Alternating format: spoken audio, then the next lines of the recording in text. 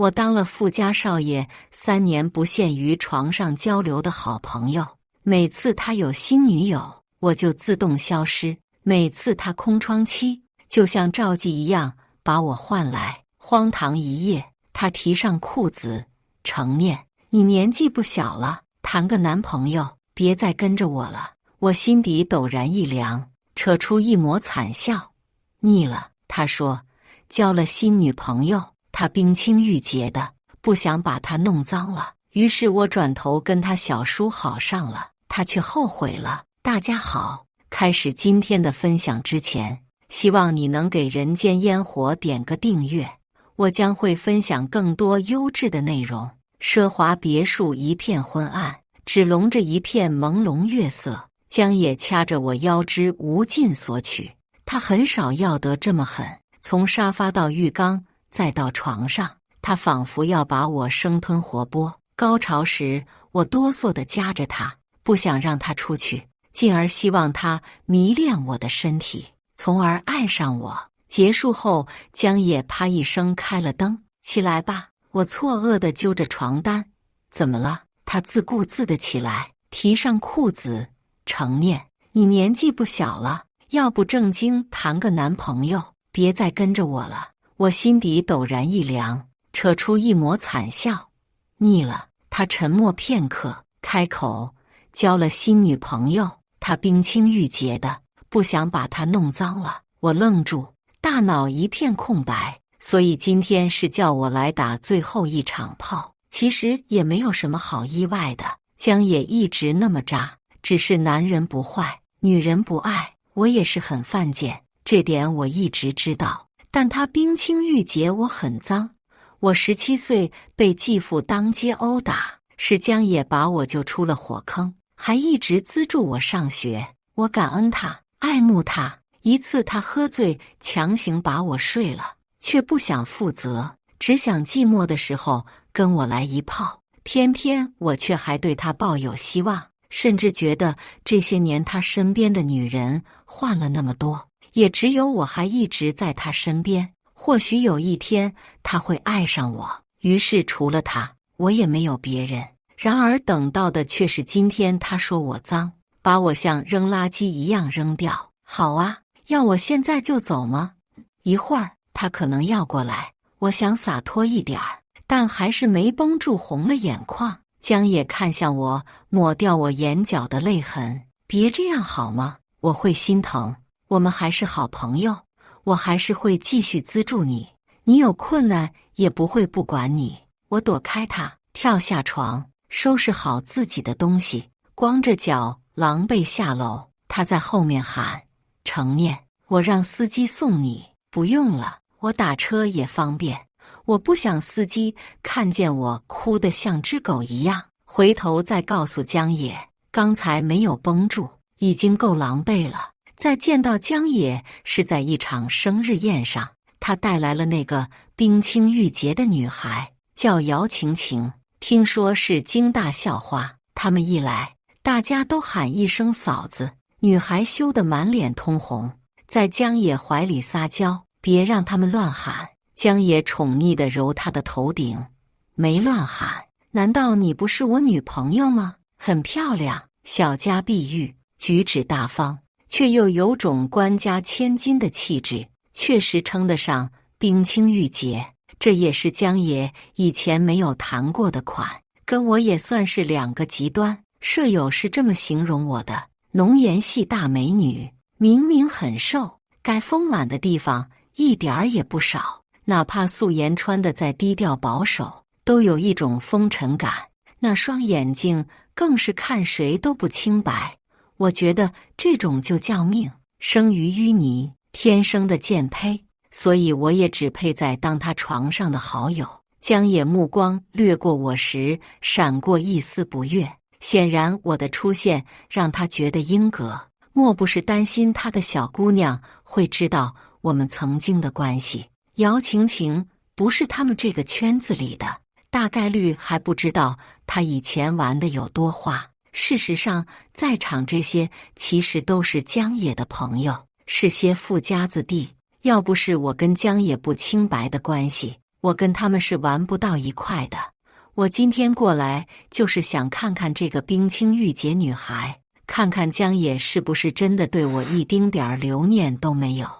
而此刻大家的表面上在喝酒玩乐，实际上都在看戏。莫明宇突然不怀好意地搂住我的胳膊，嫂子介绍一下，这是我女朋友程念。这个莫明宇他一直觊觎我，还曾经背着江野试探过我愿不愿意离开江野跟他，但被我拒绝了，显然怕我坏事，借机讨好江野，顺便打我的主意。然江野脸上毫无波澜，倒是姚晴晴笑靥如花。阿野，莫少的女朋友好漂亮啊，莫少你可真有福气。江野轻笑，溺宠地看着他，跟你比起来还是差了些，我们晴晴最好看。莫明宇吹捧道，确实，跟嫂子你比起来差远了。我目光掠过江野，心里酸涩交加。程念，敬嫂子一杯呀！莫明宇把酒送到我嘴边逼我喝，我微微自嘲一笑。嫂子，祝你跟江野长长久久，永远恩爱如初。一口白酒下肚，我呛得咳嗽起来。姚晴晴正要把酒喝下去，却被江野挡开。你没喝过这些，以茶代酒就行了。姚晴晴娇气地看了他一眼，喝一点没关系，人家都喝了，哪能这么不给面子？江野还是把他的酒杯拿走，宠溺道：“你是我的女人，要给谁面子？”姚晴晴嘟囔道：“你怎么老管着我？”江野把女孩搂入怀里亲吻：“乖一点儿，别孩子气。”原来被江野捧在手里宠着是这样的，他对她跟别的女人确实不一样，真是命好的姑娘。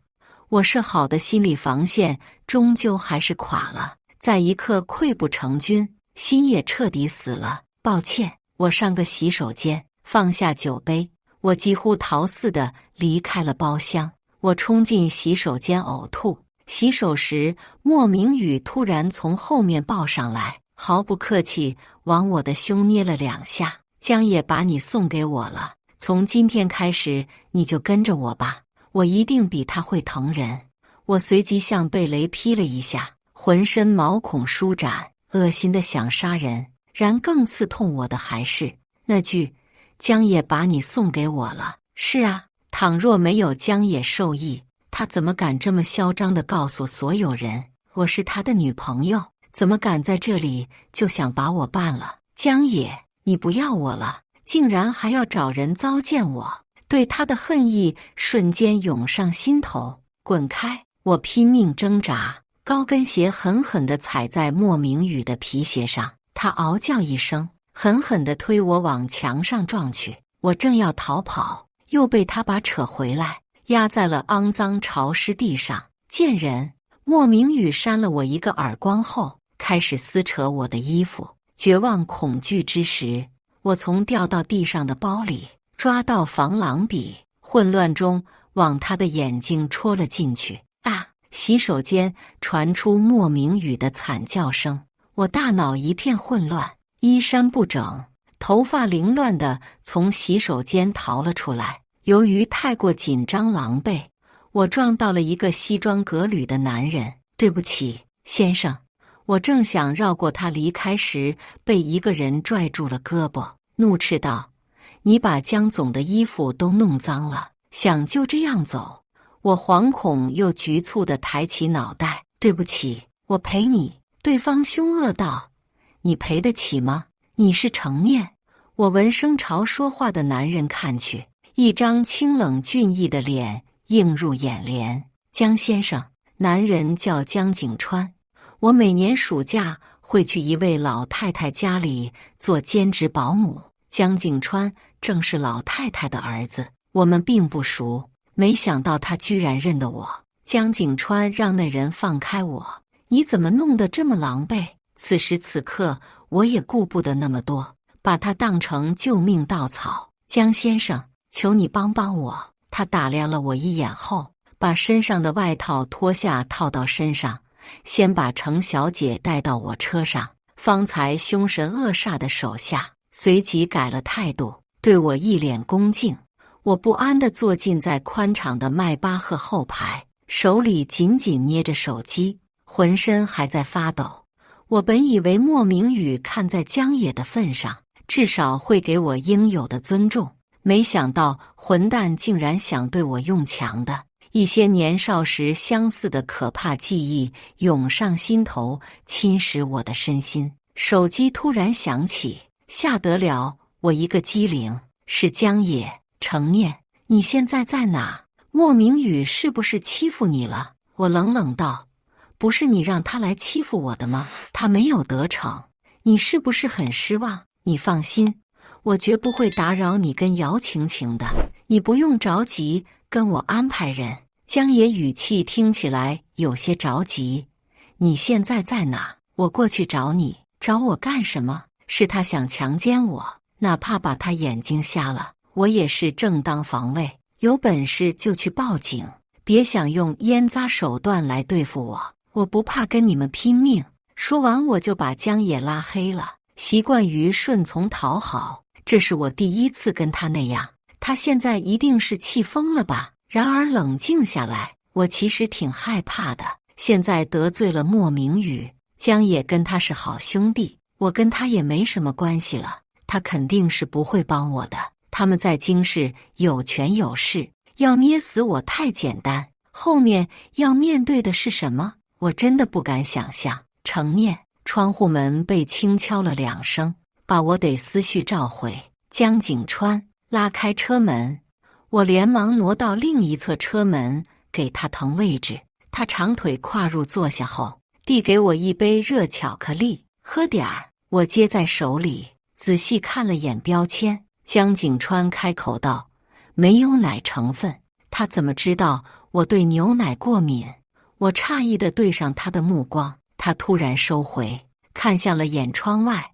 你受伤了，送你去医院。不用了，江先生，只有一点皮外伤，我回去自己处理一下就好了。他看起来就是大人物，我这种小人小事不敢麻烦他。江景川也没有强求。好，送你回哪里？学校宿舍这个点已经宵禁，肯定是回不去的。本来我订了酒店，可莫明宇只要问跟我一起过来的女孩，就会知道酒店地址和房号，绝不能住的。抱歉，等我几分钟。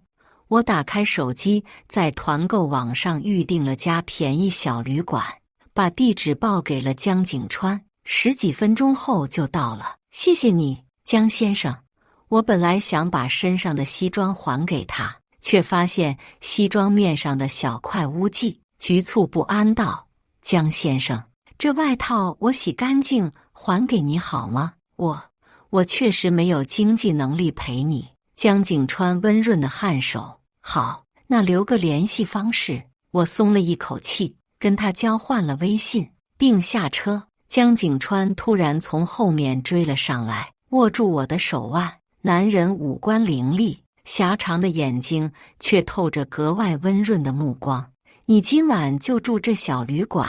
男人太金贵，以至于肢体的触碰是他发起的，都觉得自己冒犯了。于是我局促抽回，他睨了一眼，反而绅士道：“抱歉，没关系的，这个旅馆看起来还可以，将就一晚上应该没关系。”江景川语气温和，却不容拒绝道：“一个女孩子不安全，我重新给你开一间。”别，江先生，这附近的酒店都很贵，我支付不起的，哪怕你先帮我付，我也还不起。江景川蹙眉：“不用你还，我说的还不起，不仅仅指的是钱。天下没有免费的午餐，所有的一切都是暗地里标好价格的。比如江野帮我，一开始也不是纯粹因为善良，我跳出一个火坑，不想再跳入另一个。江景川是生意人，他应该明白我的意思。”两人有些尴尬地沉默了片刻。江景川道：“你去我妈那住一晚，她明天在家里招待客人，正缺人手，你不介意可以帮忙一天。他一片好心，我没理由继续拒绝。我们到时老太太已经睡了，江景川让管家阿姨给我安排了一间客房，还准备了一些衣物。我正准备睡觉，手机里进来一条的信息，是江野的另一个兄弟周子业发来的。小念，你怎么还把野哥拉黑了？为了你的事，他彻底跟莫明宇闹翻了，发了好大的火。不过你放心，野哥已经处理好了，莫明宇不会再骚扰你。你赶紧给野哥打电话吧，他正到处找你呢。我看着信息，心里一紧，难道不是要把我送给莫明宇的吗？不管怎样，我跟他都该了断清楚了。我给周子业发信息，那你帮我谢谢他，我现在住在朋友家了。另外，麻烦你告诉他一声，以后我的事不需要他管了。周子业那边没有再回复我，一夜无眠。第二天天亮才感觉困，但我不敢睡晚。天一亮我就起来去找管家阿姨给我安排工作。别墅里其他佣人和临时工也都忙碌起来了。管家阿姨，小念，你就跟在江老太太身边给客人倒茶就行。我诧异，现在还早，我还可以帮做其他的工作。管家阿姨，你别太照顾我。管家阿姨笑了，江老太太知道你过来了很开心，特意吩咐我的。她现在正在餐厅吃早饭，说你要醒了的话，就过去陪陪她。好，我其实也很喜欢江老太太，她是一位特别有趣的且学识丰富的老太太。江老太太见我一来，眉开眼笑，闲聊了几句后，她突然问道：小念，听景川说你失恋了，心情不太好。我愣住，一脸尴尬。我昨晚并没有对江景川说什么，他怎么会知道？不等我回答，江老太太拍了拍我的胳膊，安慰道：别伤心，小念，你们年轻人有句话怎么说来着？下一个更乖。我扯了扯嘴角，笑得尴尬。江老太太又道：还有句话叫做治疗失恋最好的办法就是寻找新的恋情。小念，我给你介绍个对象怎么样啊？我的思维有些跟不上。不用，感情上没着落了，就正好可以把心思都放在课业上了。这怎么行？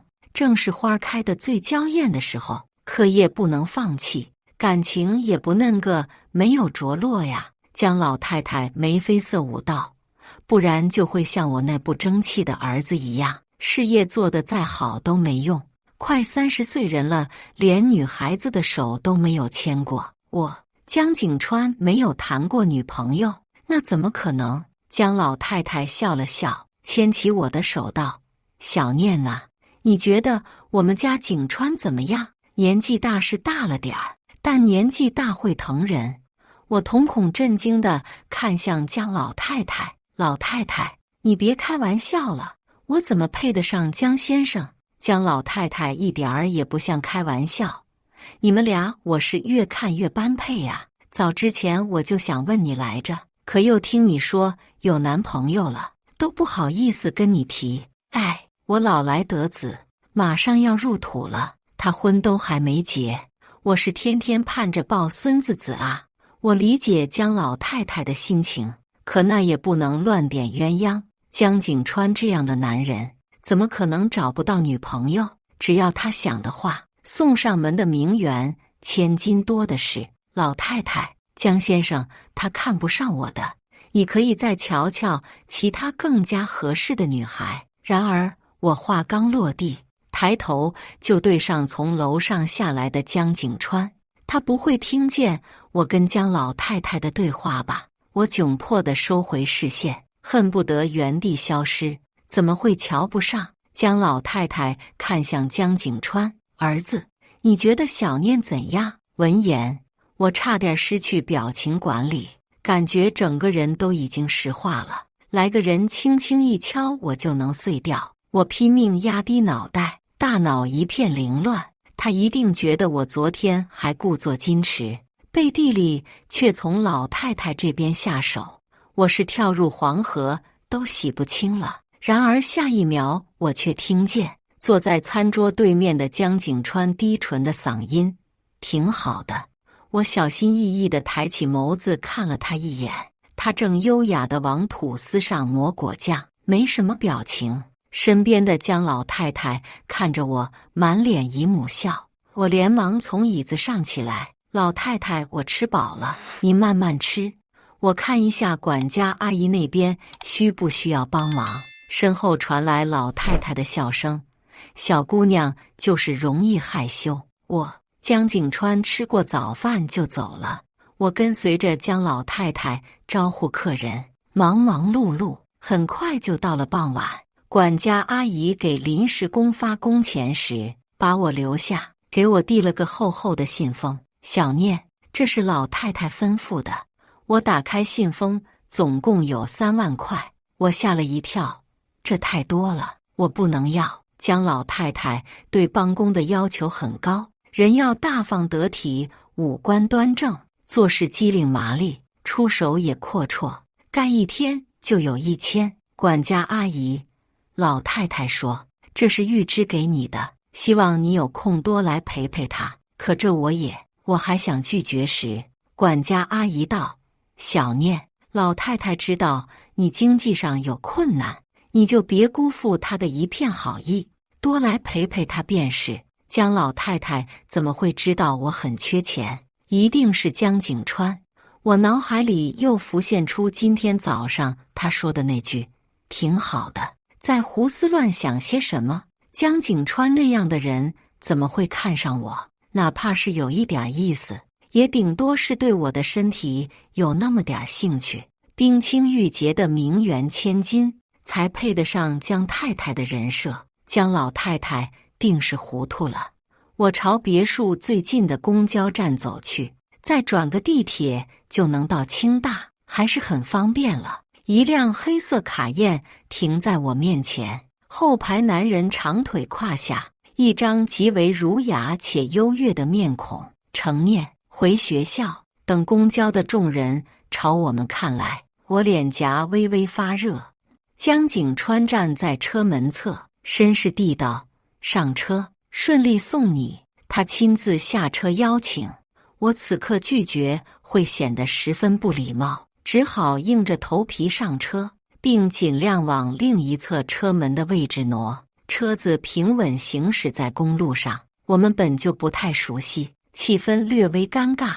本以为会跟昨晚一样一路无话，江景川却突然开口：“程念，我妈很喜欢你啊。”我没头没脑地应了句：“我也很喜欢江老太太。”江景川偏过脑袋看我的目光似乎带了些温度。我觉得他的建议你可以考虑一下，如果你单身的话。说完他又补充道：“我也是单身。”我愣住，脑海像又一阵狂风刮过，甚至怀疑是不是自己太累了，出现了幻觉。见我久久没有反应，江景川眉宇微蹙：“你不会真的是嫌我年纪大吧？也就5岁，其实还好。如果你觉得我也还可以的话，以结婚为前提，试试也无妨不是？”结婚为前提，我做梦都不敢这么想。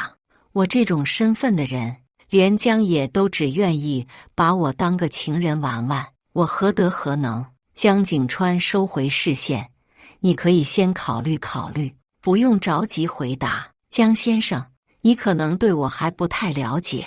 我局促不安道：“我的原生家庭很难以启齿。”呸！你可能也不了解我。他再次逆向我的眼睛。我妈不讲究门当户对，江家家大业大，也不需要家族联姻。另外，没有什么配不配得上的。你不需要看清你自己，你挺好的，方方面面。至少我妈很喜欢你。这就是传说中的偶像剧照进现实吗？太不真实了，让人惶恐。不过江景川应该是被江老太太催婚催怕了，才病急乱投医。晚上我躺在床上翻来覆去，那种感觉就像是捡到一张奖券，中了2个亿，不知道该不该物归原主。领到2个亿又该怎么花？被人知道会不会遭暗杀？我打开手机，看见周子叶发的朋友圈，视频里爱心蜡烛中间江野单膝下跪向姚晴晴求婚，一枚鸽子蛋，熠熠生辉混。姚晴晴感动落泪，点头答应。最后在众人的祝福下，江野抱着她转圈。江野真的为姚晴晴浪子回头了，看来他真的爱惨了姚晴晴。第2天起来，我打开柜子，找到江野给我的一张附属卡，还有一些他送给我的首饰、包包、衣服，全部放进一个大箱子里，快递给周子叶，并发信息让他把这些都转交给江野处理。这些年，江野资助我上学，花了一些钱。生活费我基本上都是自己赚的，他给的附属卡我没有用过，首饰、包包、衣服也只是见他的时候才会穿出去，尽量不花他的钱。不是我矫情，而是我一直很想，不愿意把我们的关系变成钱色交易，甚至期盼着等毕业后赚了钱，把学费还给他，我们的关系就能平等了。晚上周子叶给我发信息，除了那张附属卡，其他东西江野都让我扔了。意料之中，我跟他从此再无瓜葛，心里居然也没有太难过。1个星期左右，我在宿舍看书，舍友满脸激动地冲进宿舍。程念，楼下有个开库里南的帅哥找你，超帅，是你男朋友吗？大家起哄。念念，这就是你那个富豪男友吗？他一定是来挽留你的啊！我要去看看，可以吗？江野从来没有来学校找过我，一般都是让我自己打车过去。舍友们猜我有富豪男友，也是因为我之前柜子里那些名牌和首饰，所以来的人应该是江景川。手机在充电，我一早上都没看手机。果然这会儿点开就看见江景川的信息，在学校宿舍吗？我刚好来这附近，方便见一面。已经是1个小时之前发的了，我心脏砰砰地跳起来，想着他应该等了很久，于是顾不上换衣服，在背心短裤上搭了件长外套，穿着拖鞋就下去了。江景川穿得很休闲，看起来比平日商务打扮年轻许多，跟路过的男大学生无异，就是外形太优越，显得鹤立鸡群。江先生，他目光不偏不倚地睨着我，一句废话都没有。考虑的怎么样了？我捏了捏手心。江先生，我还是觉得这有些程念，我是很有诚意的，除非你十分看不上我，否则你都应该给彼此一个机会。江景川清冷的面容上，目光变得有些灼热。我连忙道：我怎么可能看不上先生你？我答应了。江景川身侧宽厚的大掌覆盖上来，包裹住我的手，温热的触感一瞬间让我的心跳得更快。我想抽回，他却不动声色地更用力拽紧，竟然答应了。牵个手作为仪式，你应该能接受吧？我原本考虑清楚了，别太贪心去高攀，可此刻却说不出拒绝的话来。江景川认真热诚的目光，还有江老太太对我好，我拒绝的话太不识好歹了。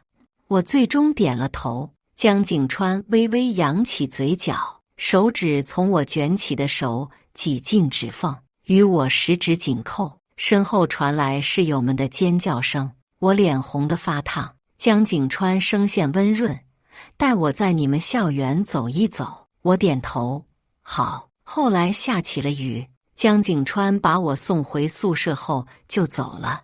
晚上我洗完澡在写作业时，手机一个陌生号码跳进来，江景川的。然而接听后，那边传来的却是江野的声音：在宿舍对不对？下来。他冷厉的命令语气，我很是错愕。片刻后，语气比他更冷。江少，你是不是忘了什么？我们已经没关系了，江野，我们面对面谈谈吧。我没什么好谈的，当断则断。他阴郁又讽刺道：听说你谈恋爱了，还是说找了个新的金主？学校里有认识我跟江野的人，他无意知道了也不出奇。我嗯了一声，没有什么情绪。正儿八经的男朋友，不是你让我谈的吗？空气里安静下来，窗外的风雨声显得尤为清晰。况且他都求婚了，我完全没想到他居然还会来找我。江野在开口时，光听声音就能让人感到乌云密布。他是谁？我认识，你不认识？做什么的？叫什么名字？我觉得好笑，他还关心这些做什么？我扯开话题，你不是跟姚晴晴求婚了吗？恭喜你呀，好好跟他过日子，祝你幸福。不知道死不是我的话，让他清醒了些。他突然缓和了语气，我知道你挺难接受的，但我确实爱姚晴晴，也想娶她。不过你也不用因为这样随便找个男人谈恋爱，朋友一场。我希望你……我就挺无语的，不想再跟他多说。江野，我没有随便找人谈恋爱，跟他是奔着结婚去的，而且我们也没有必要继续当朋友，以后就不要再联系了。你的婚礼我也没兴趣参加，不用邀请我，谢谢。挂断后，我把那个陌生号码也拉进了黑名单。我真的被他气到了，这么些年，他是真的很看不起我吧？丢在桌面上的手机嘟嘟2声，这次是江景川。小念，把你的课表发给我。我没多想，把课表发了过去。怎么了？江景川，安排一下我们的约会时间，尽量按你的节奏来，不耽误你的课业。他应该比我更忙吧？江景川，1个星期约会4次，你会觉得太多吗？要是多的话，那3次。我其实随性点就行，不需要那么严格吧？商量好后，江景川果真就每个星期都约我3到4次，而且都是在我课不多的时候。约会的内容也都很简单，要么吃饭，要么看电影，逛一些情侣会去打卡的地方。除了牵手，也没有对我有其他过分的举动。最戳我的还是他偶尔会给我带一小束花，或者一份小礼物，都不会是太贵的，价格在1000以内。作为回报，我也会送他东西，请他吃饭，他也大方地接受，完全没有大男子主义。感觉他每时每刻都在小心翼翼地呵护着我的自尊心，让我感受到跟江野在一起完全没有得到过的尊重。只是江景川这样的人，我何德何能？这天，我在校门口等江景川，因为在宿舍楼下，他的车他的人都太扎眼了。我让他以后在门口等我就行。我提前出来了，江景川还没到，却迎面来了另一个身影。程念，有空吗？我想跟你谈谈。姚晴晴一身看着素雅，却处处透着价格不菲的打扮，站在我面前。我轻轻睨了她一眼，抱歉，没有空，我在等人。姚晴晴勾唇讽刺，等谁？等江野吗？他有病。见我无动于衷，他又开口威胁道，如果不想我在校门口撕你这个小三，你最好识趣一些。她一副正宫娘娘随时要发疯的样子，跟那晚得体大方、毫无攻击性的小白花完全联系不上。果然，女人都很擅长在男人面前伪装。我随她来到附近的咖啡馆，低头给江景川发信息，让他等我一会儿。姚晴晴低声呵斥，江野跟我求婚了，我现在是他的未婚妻，你知不知道？你为什么要那么不要脸缠着他？我不知道他是怎么得到的消息，真是荒谬。然我还是心平气和开口，我知道你们在一起的时候就跟江野断了，也挺久没联系过了，你还是搞清楚一些，别乱污蔑人。姚晴晴轻蔑道：“这就是高手段之处。以退为进是吗？把江野送给你的东西都寄过来，让他收藏着你的东西，对你睹物思情，让他戒断后念起你的好，对吗？”周子夜不是说东西都扔了吗？我略感抱歉，东西我是寄给周子夜的，我没想到会那样。姚晴晴却丝毫不买账，眉眼的怒气更盛。别给我装无辜，我想吐。那天大暴雨，他突然丢下我一个人，是来学校找你了吧？那晚你们干什么了？是不是又睡了？同为女人，我跟他也没有深仇大恨，于是耐下性子来跟他解释。没有，你误会了，他是来找我，但我没出去。我跟江野已经划清界限，而且我话还没说完，他突然将桌面滚烫的咖啡往我脸上一泼。隔壁座女孩尖叫一声，所有人都朝我们看了过来，店里的服务员也都吓坏了。幸好我反应过来，用手上的包挡了大部分，否则我的脸不用要了。只是我的手未能幸免，火辣辣的疼，从皮肤神经钻到大脑皮层。我咬牙看着姚晴晴：“你疯了吗？”姚晴晴毫无悔意，理直气壮：“你活该，这就是你做人小三的下场。同学，你没事吧？”服务员手忙脚乱地拿着冰水和冷毛巾过来，我忍着痛，冷静地一边按下手机的报警电话，一边对他说道：“麻烦你一会儿提供一下监控，我需要报警。”听见我要报警，姚晴晴也丝毫不慌：“就你这条贱命，我多少钱都赔得起。”就在这时，一个高大的身体从我身后笼罩过来，宽厚的大掌落在我的腰间。我回头，江景川眉头紧蹙，下颚绷紧，视线落在我红的像煮熟了一般的手背上。片刻后，他山雨欲来地看向姚晴晴：“我女朋友的手不接受赔偿，蓄意伤人，你请好律师。”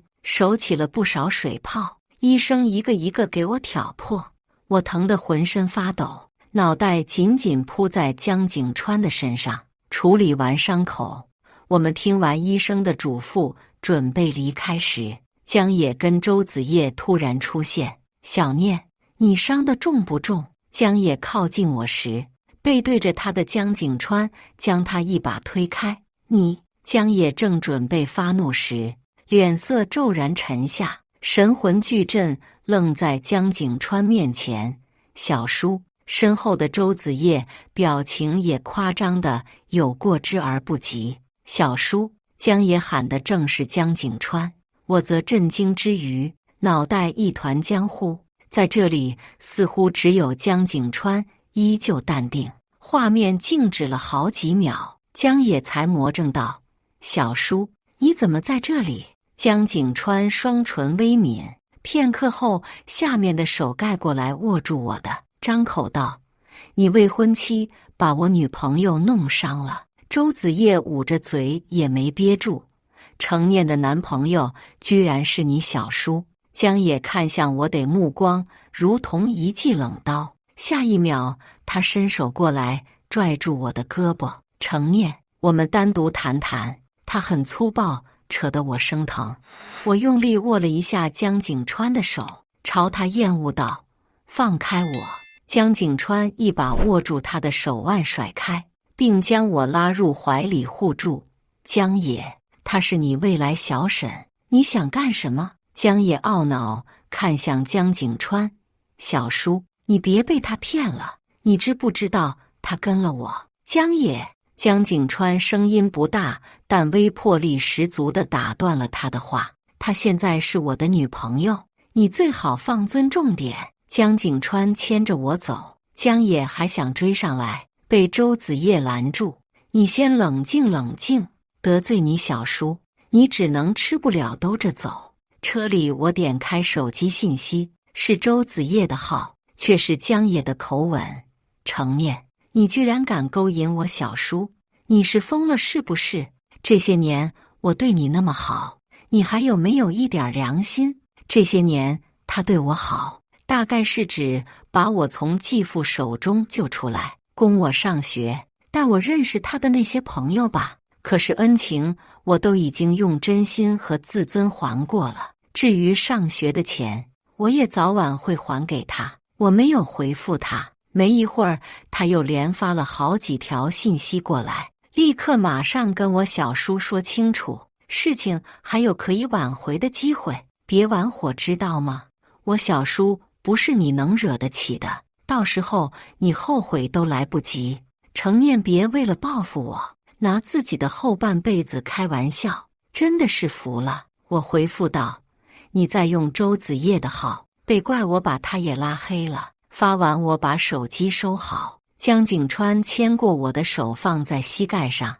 你没有话要问我？我点头，忐忑看他，你是不是早就知道我跟江野的关系？江景川眉宇微蹙，你现在跟江野是什么关系？他反问我，翻到把我怔住。我坦然道，什么关系都没有，我跟他早就断了。江景川捋了捋我耳边的碎发，有关系的，你现在是他小叔的女朋友。他温润道，你不需要有任何压力，只要好好跟我谈恋爱就行。四目相对之间，我的心湖泛起阵阵涟漪。这世界上怎么会有那么好的男人？江景川跟我谈恋爱，真的只是为了应付老太太的催婚吗？就连我跟江野在一起过，他也不介意。江景川与我十指紧扣的手紧了紧。小念，介意接个吻吗？我暧昧的氛围一下攀升到极点。我下意识去看司机的位置，原来司机早就下来了车。下一秒，江景川大手落在我的脑袋上，微凉的唇瓣贴在了我的嘴角，清冽好闻的气息铺天盖地而来。虽然不是第一次，但我的心砰砰直跳，感觉周围的空气都变得稀薄了。江景川的吻很克制，温水煮青蛙似的，吻得我的心都在发痒，甚至不自觉微微张开了唇瓣。他的舌头探进来，贪婪地横扫吸吮，变得急切了一些，但他的双手依旧安分，把握着该有的尺度。他说的接吻，就真的只是接个吻。夜晚我回到宿舍，周子叶发来信息，不过这次不是江野。小念，姚晴晴被抓起来关进去了，江野小叔油盐不进，不肯私下和解，你能不能帮帮忙？要赔多少钱都可以，别把事情闹那么大，做错了事就该受到惩罚。像姚晴晴这样的人有的是钱，赔偿一点钱整治不了他。我回复道，不私下和解也是我的意思，又不是小孩子，他该为自己的行为付出代价。后来姚晴晴的母亲通过辅导员找到了我，办公室里姚晴晴母亲先是一脸悔意，企图利用我的同情心道德绑架我，就连辅导员也觉得我该化干戈为玉帛，劝我善良，不要把事闹大。后来见我无动于衷，姚母把一张30万支票推到我面前，趾高气昂道，这里医药费、精神损失费，哪怕是营养费都够了，不要的理不饶人。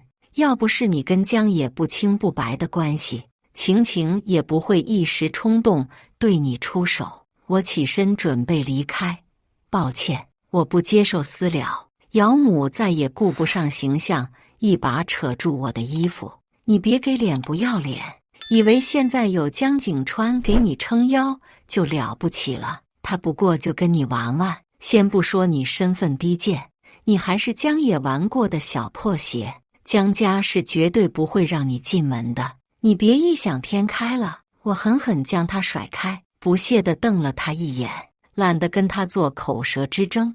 姚母气得脸色铁青，直跺脚，对辅导员道，让他家长来，我要见他家长。辅导员一脸为难，因为我家长那一栏是空白的，18岁以后我就跟继父还有母亲脱离了关系，档案里我就是个孤儿。辅导员，抱歉，程念他是个孤儿，没有家长。姚母一愣，轻佻笑了起来。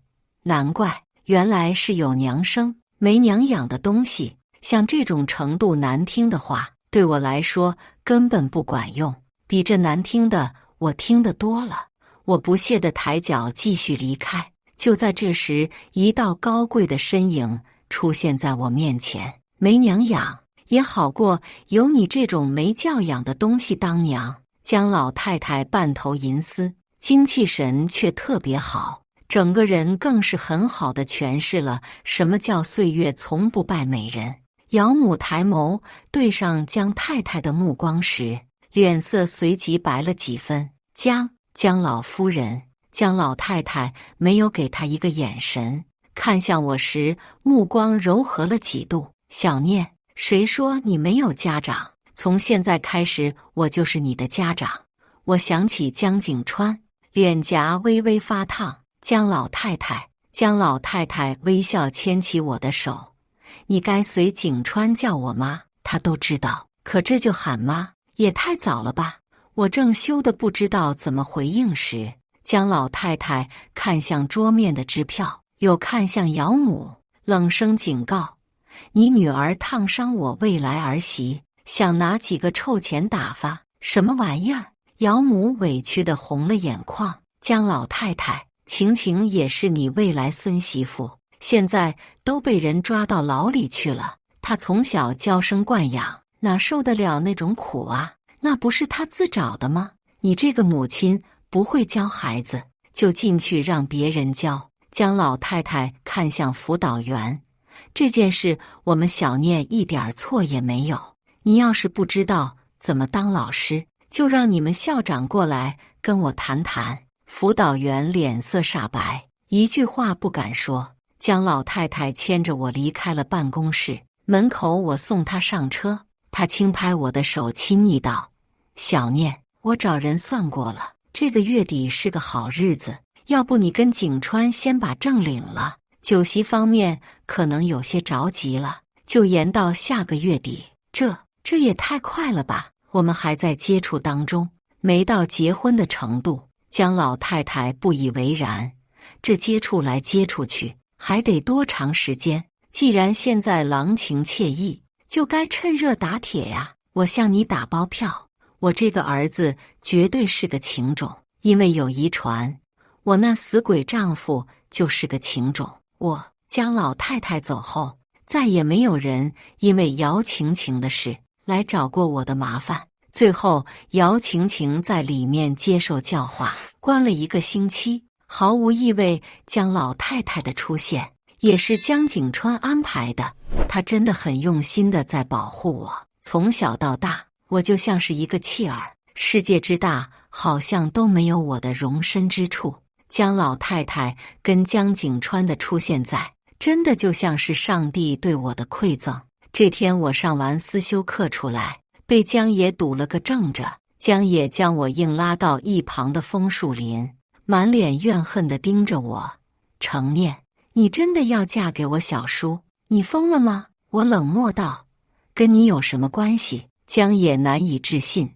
他可是我小叔，你再生我气，也不该用这种方法来报复我。我轻蔑道。报复你？谁给你的自信？我跟江景川一起之前，根本就不知道你们的关系。别再找我发疯了，很烦人。我要走，却被他握住2肩膀，狠狠摁在树干上。够了，程念，我承认我确实还挺放不下你的。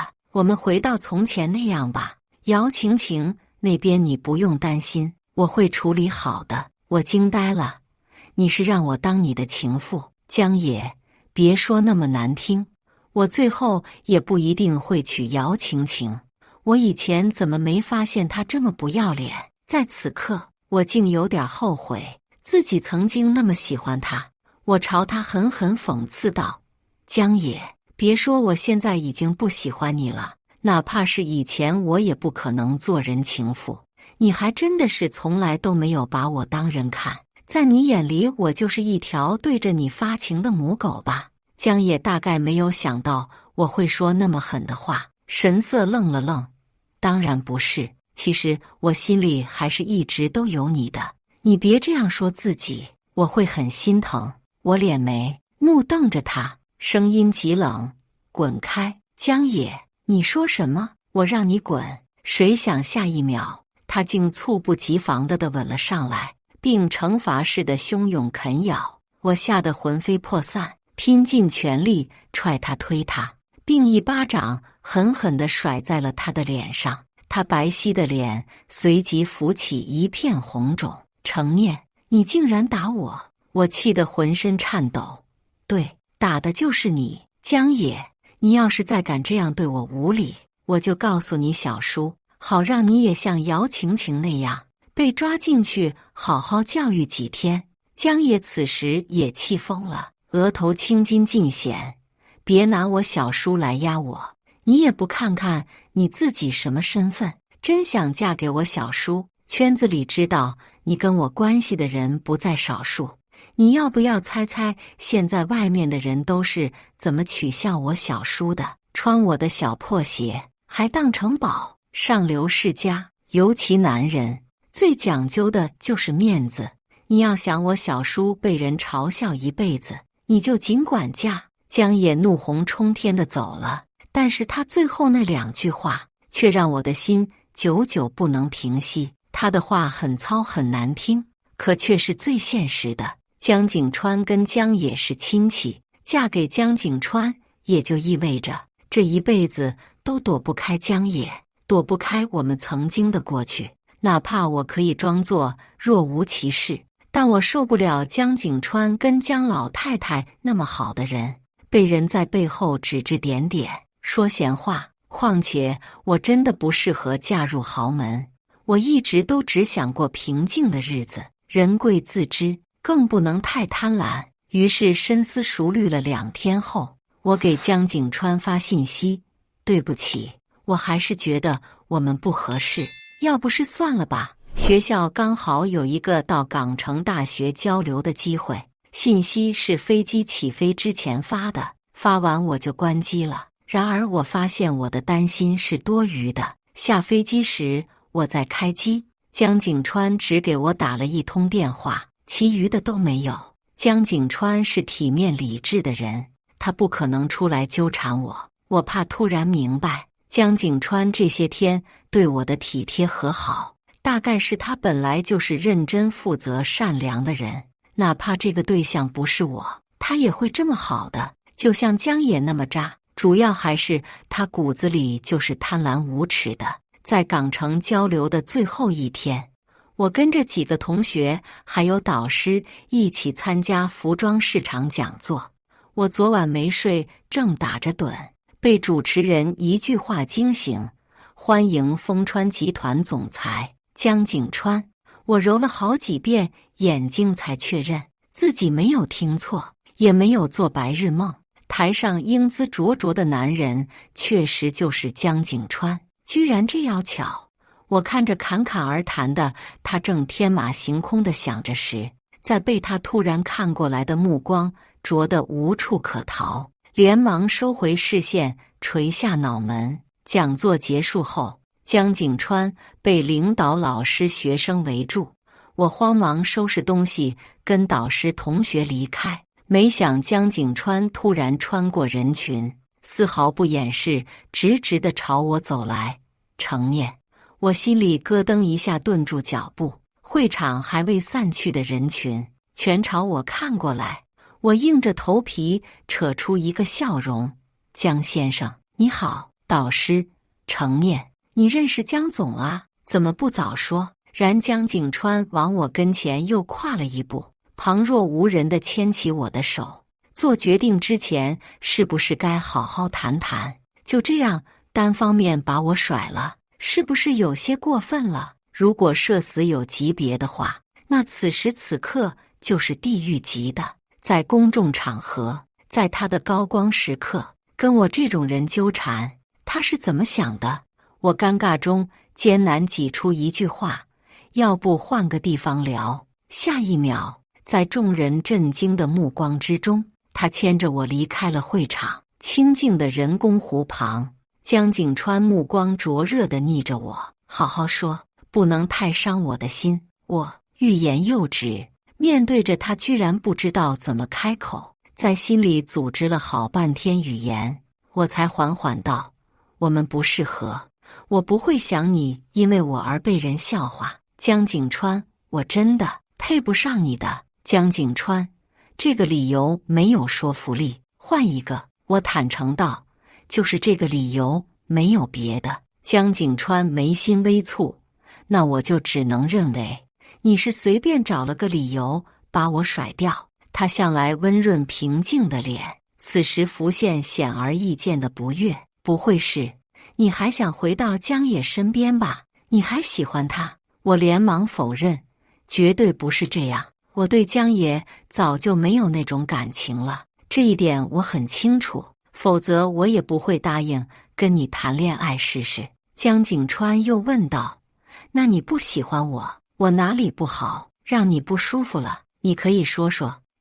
我一时间不知道怎么回答，如实道：你没有不好，就是太好了，不值得因为我陷入不必要的非议之中。还有江老太太对我也有恩，我更加不能损害你们的名声面子。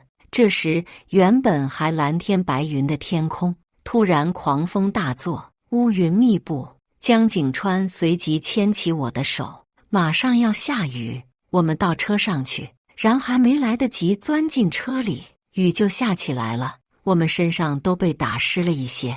江景川让司机把车开到招待所，同时把车里的温度调高，中间的隔板伸了上去。我还在整理自己湿掉并有些凌乱的头发时，江景川突然将我捞起抱在腿上，并面对着他，姿势实在太过暧昧。心根更是被他笼罩而来的气息搅得一片凌乱。我双手抵在他胸口处，身子往后昂，他却霸道地用力将我紧紧禁锢进在他的怀里。车厢里暧昧气氛浓郁到了极点，他原本清冷的眸子染上一层薄薄的玉色，开口时嗓音性感嘶哑：刚才我最在乎的2个理由你都否认了，那就没有任何分手的理由了。小念，他最在乎的2个理由，我是不是还喜欢江野？我是不是不喜欢他？我正在思考时，他炙热地贴上了我的唇，并迫不及待地撬开我的唇齿，勾住我的舌头吮吸。唧唧水声在狭小的空间里让人听了面红耳赤。比起上次的克制，这一次强势太多了。那架势仿佛要把我生吞了似的，酸酸麻麻的感觉从唇瓣口腔一直蔓延全身。此外，江景川身下的东西硬硬地抵在我的臀下。趁着江景川喘息之时，我微微推开他：别这样。江景川呼吸絮乱，不肯放开我分毫。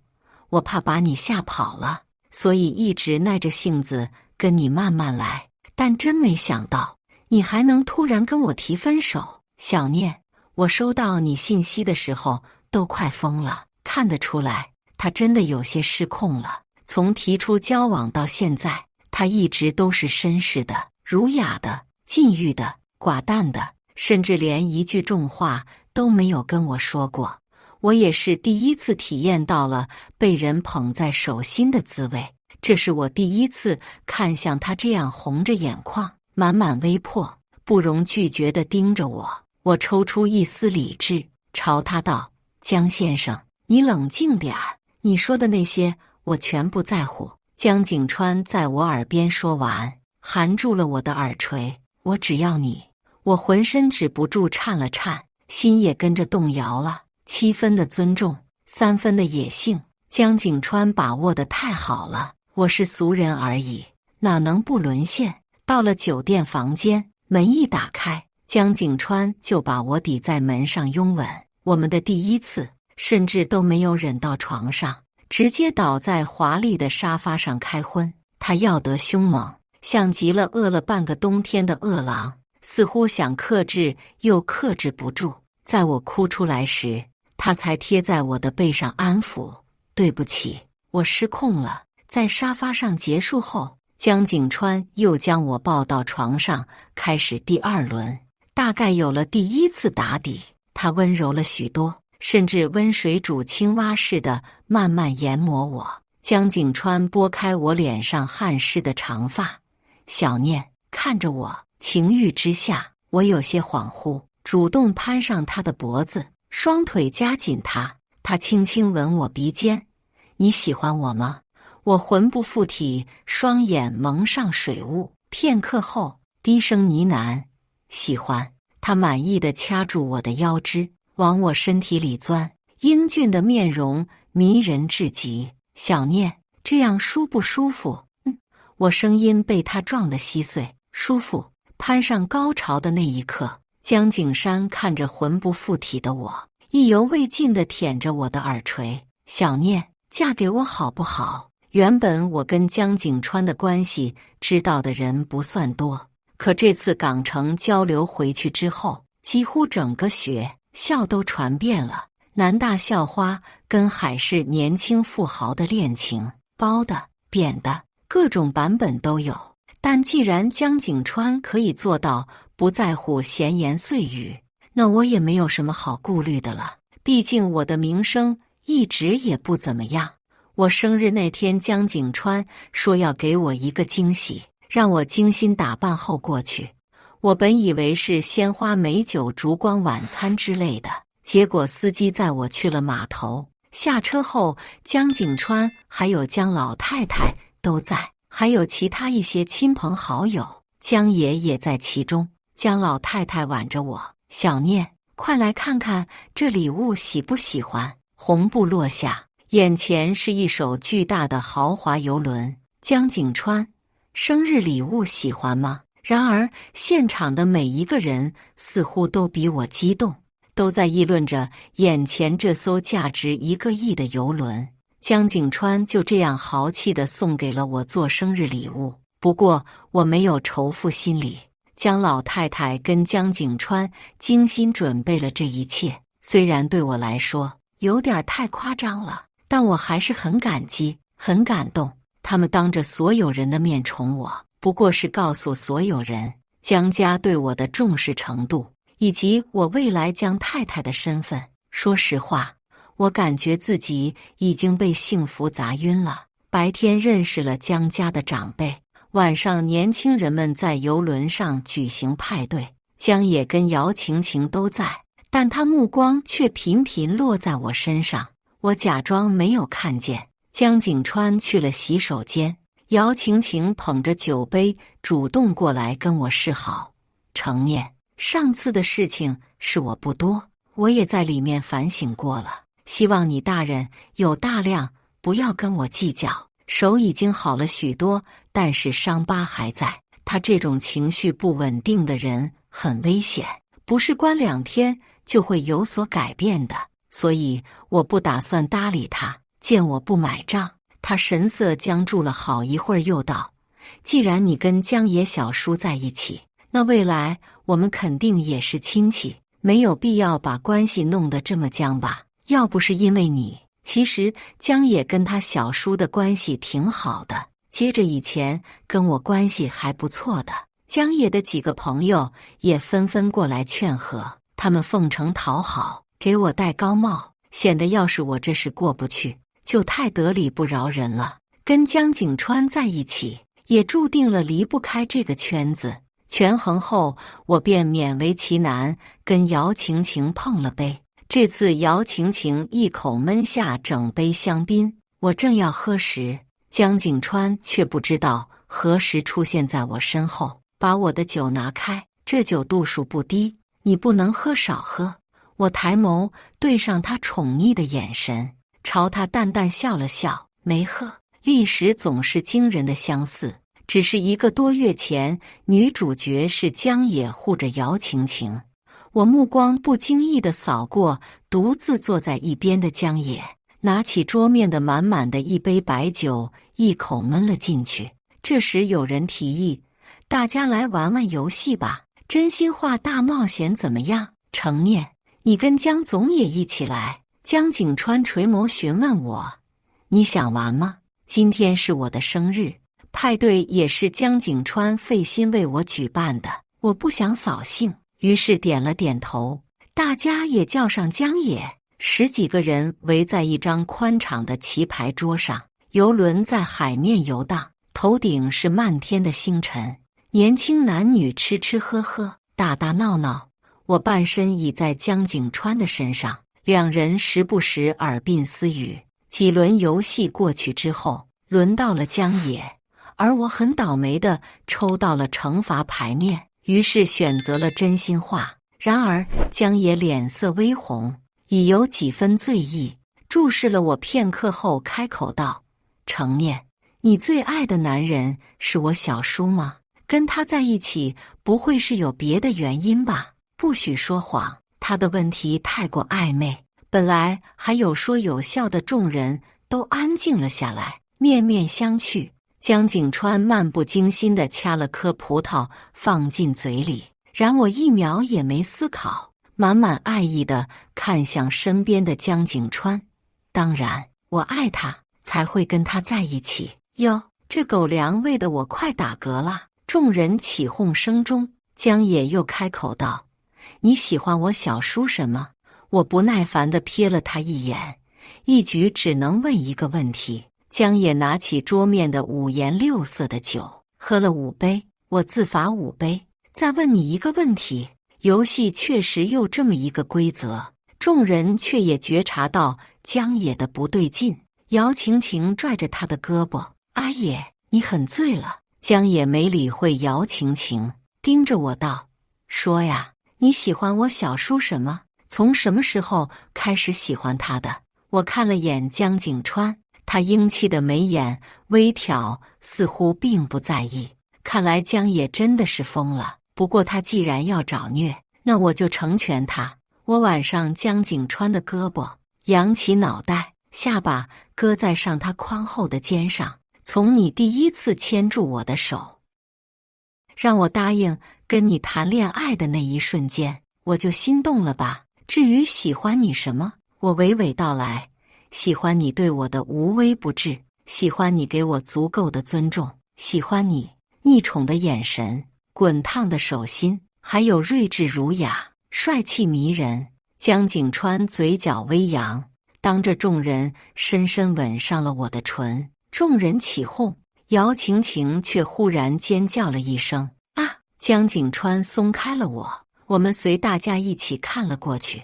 原来是江野捏碎了手中的玻璃杯，此刻鲜红的正血滴到桌面上，格外刺目。“阿野，你没事吧？”姚晴晴惊恐过后，拿来手帕给他止血，一边欲盖弥彰道：“这玻璃杯质量也太差了。”然而江野没有领他情，满眼悲伤地睨着我，并把手里的玻璃渣子放掉。见我依旧无动于衷，江野自嘲一笑，起身离座。姚晴晴慌忙跟上：“阿野，你去哪？刚才的一切究竟是怎么回事？”所有人都看在眼里，但碍于江家的势力，也没有人敢在我们面前议论什么。闹剧结束，江野跟姚晴晴后来坐快艇离开了。推开船舱的浴室里，洗完澡出来，江景川似乎有些不大高兴，至少没有方才在外面的时候兴致高的样子。我双手环住他的脖子：“怎么了？不高兴？”江景川掌心轻轻落在我头顶上揉了揉：“你老实告诉我，刚才你是不是一直在故意刺激江野？”我蹙眉：“你不高兴，是觉得我在利用你刺激江野？”江景川，如果你只是因为他辜负了你，利用我享受报复的快感，我可以接受；但如果是对他还有别的情感，我会很心碎。我实在不敢相信，眼前这个掌握着家族企业在商界叱咤风云的大佬，竟然满口醋意地说自己会心碎。刚才真心话大冒险的时候，我说的每一句都是真心话。我现在确实挺厌恶江野的，但他不值得我花任何心思报复。我双眸灼热地捧起他的脸。江景川，我喜欢你，越来越喜欢。说完，我情不自禁地吻上他的唇瓣，紧接着我被他反客为主，直接压在床上。漫长的亲吻结束，我已经被他包得一丝不挂。他不满情欲地扫过我身体的每一处，喉结翻滚了2下，我脸红得快要滴血，撑起身体紧紧搂住他。别这样看我！江景川轻笑着贴上我的鼻尖，嗓音嘶哑出声：知道我是什么时候喜欢上你的吗？我疑惑摇头。他说，在我妈妈教你插花的那一次，也就是我见到你的第一次。我惊讶，一见钟情，见色起意。他眉眼微挑，朝我一笑后，再次将我压回床上，并将脑袋埋进我的胸口，舔弄挺翘的嫣红。我大脑随即无法继续思考，难耐的呻吟。江景川一路往下，他的吻像有电流一般，让我浑身软成一滩水。在我还沉醉其中时，他忽然掰开我的大腿，这时我才意识到他要干什么，急切的紧闭，同时惊恐出声：江景川，不！然而话还没说完，就被他强硬分得更开，软滑的舌头带着热气，肆意踩挟。我双脚发抖，紧紧拽着床单。没一会儿，大脑如同无数白光乍现，江景川原路撵上来，欣赏了片刻我魂不附体的样子。我难以置信地道：你不嫌脏？江景川，不是洗过澡了吗？香香的，不信你尝尝。他说完，勾着我接吻。谁能想象，斯文儒雅的江景川在床上竟然能如此？结束后，我们亲密相拥温存时，我想起刚才他说早就喜欢上我的事，好奇道：你说那时候就喜欢我，可为什么我一点一感觉不到？而且你对我非常冷。江景川，因为我无意听见你跟我妈说你有男朋友了，而且特别爱他，我就这样，你就打退堂鼓了。江景川，这种时候尝试接近，撬个墙角也不是不可以的，只是后来我就发现你是江野那小子的人，毕竟一场亲戚，我便把这事压心底了。本以为时间久了就会淡下去，哪知道每遇见你一次，魂就被勾走一点儿。尤其当我知道江野根本没有好好待你时，我就想。他顿了顿，继续道：就想自己一定还有机会，你早晚会离开错的人，结果真被我等到了。我心情复杂地看着江景川，再次被他的隐忍和爱意感动。这时床边的手机嘟嘟响起，周子夜，程念，江野掉到海里去了，打捞上来的时候都快不行了，你能不能来医院见见他？接到电话，我跟江景川一起赶到了医院。然而情况并没有周子夜说的那么糟糕，经过一系列的急救措施后，江野生命体征也都已经稳定下来了。然而他还在昏迷，嘴里却一直在喊我的名字，念念念念。安静的病房里显得尤为刺耳，姚晴晴脸色最为难看，其次便是江景川。周子夜跟江野的父母也都极为尴尬。我握紧江景川的手，病房里太多人不好，我们还是出去吧。就在我们刚要踏出病房门口时，周子夜却道：阿野醒了。江野父母连忙让人去叫医生，但医生来后，江野却不愿意让医生检查，只是虚弱地看向我：念念，我们能单独谈谈吗？我有好多话想跟你说。江野父亲瞟了眼江景川，头皮发麻，红脸咬牙道：江野，你还疯不够是不是？他可是你未来小婶。江野固执地盯着我：他现在还不是。江景川向来喜怒不形于色，此时此刻也没有人知道他在想什么，但肯定是不高兴的。而姚晴晴再也忍不了了，双眼噙着泪朝江野咆哮起来：“我才是你的未婚妻，你这样是什么意思？江野，我不会跟你结婚，我们分手吧！”姚晴晴颤抖地狠狠扇了江野一个耳光，哭着冲出了病房。江野父母实在看不下去，也对自己这个向来肆意妄为的儿子一点办法也没有，只好去追姚晴晴善后。病房里剩下我、江景川、江野还有周子叶，气氛一下沉寂下来。我们几个人各怀心思，然似乎所有人都在等我开口说些什么。只是我实在是想不明白，江野当初看不上我，周旋在各种女人之中，又为了姚晴晴浪子回头，如今居然后悔了。我看向江景川：“你介意我跟他谈谈吗？最后一次。”江景川情绪稳定地吻了吻我的手背：“我尊重你。”于是江景川跟周子叶退出了病房。江野眼眶通红地睨着我，视线下滑到我的光洁的锁骨上。我下意识地低头看了眼，上面是江景川留下的红色痕迹。江野满眼悲悯，艰难地开口：“你们上床了？”我没有一丝闪躲的意思，直言道：“他是我男朋友，这不是很正常吗？”江野，你真的爱上他了，不爱我了？他现在才反应过来吗？反射弧会不会有点太长？我有些不耐烦。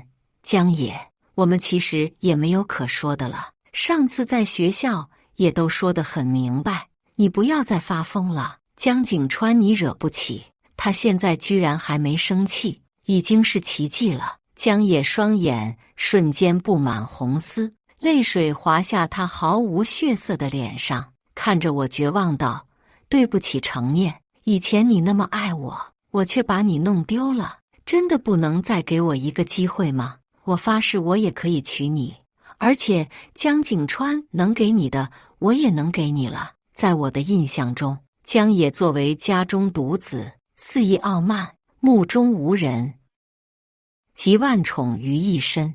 他今天居然在我面前哭了，还哀求我再给他一次机会，简直让人匪夷所思。半个月前，他明明还打电话给我说他很爱姚晴晴，会娶她，刚刚却轻易的就把姚晴晴甩了。毕竟他是我第一个男人，还是我妄想了那么久的男人。说没有一点难过是不可能，但难过的只是回不去的青春和如今的物是人非。太迟了，江野，在你害我差点被莫明宇欺负的那晚开始，我的心就已经死了。我真的没有想到莫明宇那个畜生会强迫你。当时他问我能不能追你，我只是说了句你能追到手就去追，可那是因为我知道你不可能喜欢上他。江野满脸懊悔地伸手捏住我的袖子：“念念，其实我早就爱上你了，只是知道的太迟了。念念，我真的很后悔，我重新开始好不好？自从我知道你跟别人在一次之后，我每天都很难过，感觉整个人就像行尸走肉一样，而且总是想你想到发疯。尤其刚才你在游轮上看江景川的样子，让我真的很想掉进海里，就这么死掉。”我冷漠抽回袖子，转身道：“江野，这是最后一次，你再纠缠，那我就只能让你小叔想想办法了。”在我抬腿离开时，身后的江野突然低声道：“念念，你以为我小叔真的那么喜欢你吗？你不过是他的替身而已。”江野的话在我脑海里一直回荡。他说江景川有一个深爱多年的女友，6年前海难死了。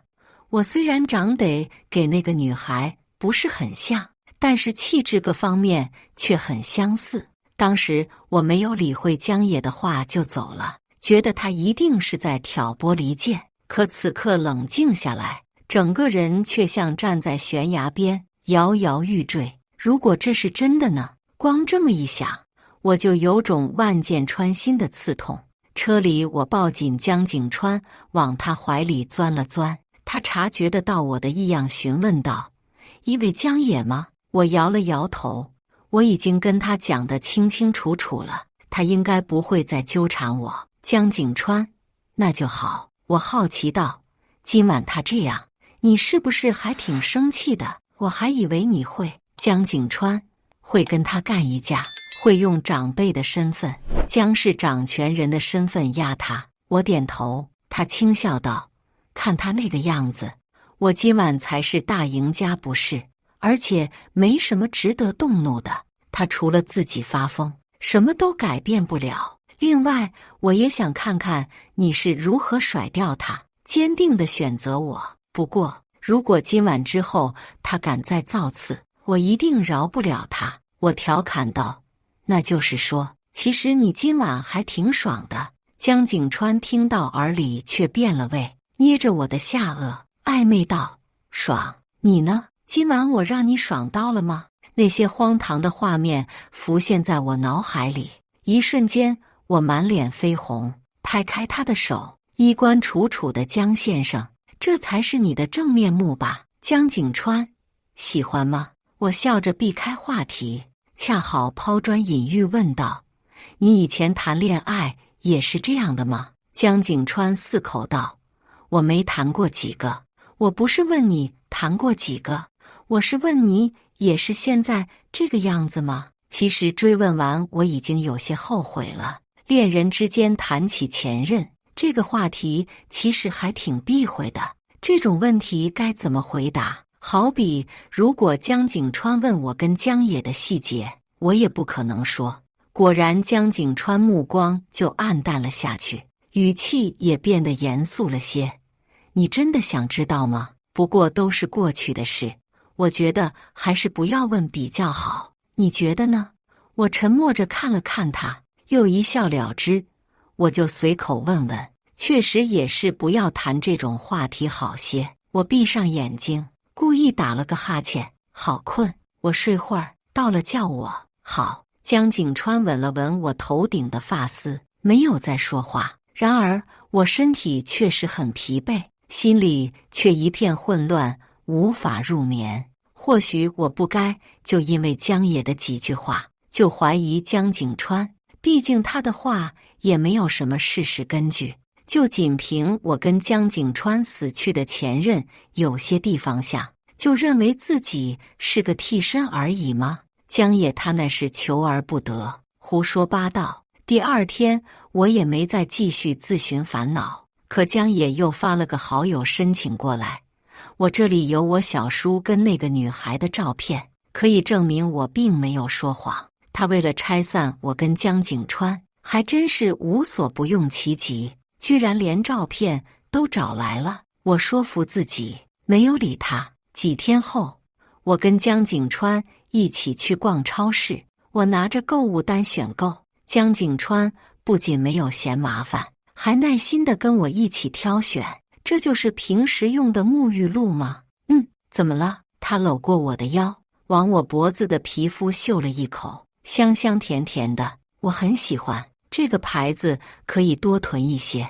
我羞涩地瞅了他一眼，有人在看我们。他松开我，并溺宠地笑了笑，递给我一张纸条。我也有一个购物袋，麻烦女朋友你帮我选购一下。我疑惑地接过，打开看，上面写着大大的3个字：冈本零01。他故意戏弄我，见我羞得把小纸条揉成一团，他在我耳边低声道：别墅里的上次已经用完了，一会儿我们……好了，别说了。我脸红的滴血，躲着他大步往前走。然而等我再回头时，江景川却没了人影。去哪了？我迷惑地回头找他，几分钟后终于看见了他的背影，于是小跑过去。然而我发现他似乎在追一个人，而且是一个女孩。我追上去，刚好在货架拐角处看见江景川握住女孩的手腕。小雨。女孩回头看他时，却又听见他尴尬道歉：不好意思，认错人了。我的心瞬间如坠冰窖。在他转身时，我连忙躲到货架后面。小雨应该就是他死去的前女友的名字。江景川回来找我，我大步绕到另一个货架，假装也在找他。碰面时，我故作诧异，怎么一转身你就不见了？江景川带着歉意揉揉我的脑袋，抱歉，刚才遇见一个熟人，结果发现认错了。我期盼着他能说实话，于是问道：认错人？你以为是谁呀？那么着急？他似乎敏感地觉察到我的情绪。怎么了？吃醋？不高兴？我点头，有点儿。居然丢下我就跑了。江景川随即搂住我，并吻了吻额头。就是一个老朋友，别不开心，下次不会了。你在我心里才是最重要的。我逆着他满是赤诚的双眼，心底一片混乱。可他为什么不说真话？与其猜忌，还不如问清楚。回到别墅，灯还没开，江景川就迫不及待亲吻我。我双手抵住他的胸口。江景川喘着气，狐疑看我。怎么了？我直言道。刚才你是不是以为那个女孩是你前女友？江景川眼里的情欲淡了下去，蹙眉看着我。刚才我听见你喊她小雨了，本来我打算装作没看见的，但我的心里还是过不去。江景川静静地睨了我片刻，又将我拥入怀里。难怪你一路上闷闷不乐，是不是听见什么风言风语了？我点头，等他解释。江景川打开灯，牵我到沙发前，并将我抱在腿上，贴着我耳垂娓娓道来。小雨确实我前女友，但是在6年前海难死了。方才在超市看见的那个人侧脸跟他太像了，我就没忍住追上去。但我并没有刻意要隐瞒你，只是觉得不是什么特别重要的事，才没说。当然也不想你胡思乱想，这个世界上比白月光更可怕的，就是死了的白月光。一个死人，我无从考究，也无从计较，可想到自己有可能只是一个替身，我就心里堵得慌。江景川见我不是说话，眉头紧锁，轻轻掰过我的脑袋，跟他对视。还有什么疑虑的吗？只要你问，我一定如实回答。你别不说话，我会慌。我委婉道。江景川，你对我一见钟情，是因为他吗？因为我跟他某些方面有些像。江景川眉头直接拧成一团。谁跟你说了些乱七八糟的东西？他是他，你是你，你们是完全不一样的人，没有一点关系。我依旧心存疑虑。真的？江景川认真道。我可以用自己的性命起誓。我思考了片刻，问道：如果他还活着，你还会爱上我吗？大概是我的问题太荒唐。江景川直接失语，然而他并没有敷衍我，认真思考后问答道：虽然我不明白为什么会有这种假设，但如果他还活着，大概在遇见你之前，我跟他已经结婚了。结婚了，我就会永远忠诚，哪怕我们再相遇，我也不会允许自己心动。好比现在我爱着你，我的心就只有你，容不下第二个人。思维缜密，逻辑清晰，我无从反驳，可还是不太理智的又问了一个更荒唐的问题：如果他还活着呢？你还会选择我吗？我本以为他会犹豫或者说点什么来逃避这个问题，没想到他连想都没有想就回答道：我一定选择你。听到答案的一瞬，我心里堵住的那一块蓦然就通了。江景川环住我的双臂收紧。小念，我们好不容易才在一起，我根本无法想象没有你的日子。我爱你，很爱很爱，比你想象的要爱。如果这只是甜言蜜语，那就让我永远浸在江景川为我打造的蜜罐里吧。我相信你。我抚摸着他的脸庞，主动吻了上去。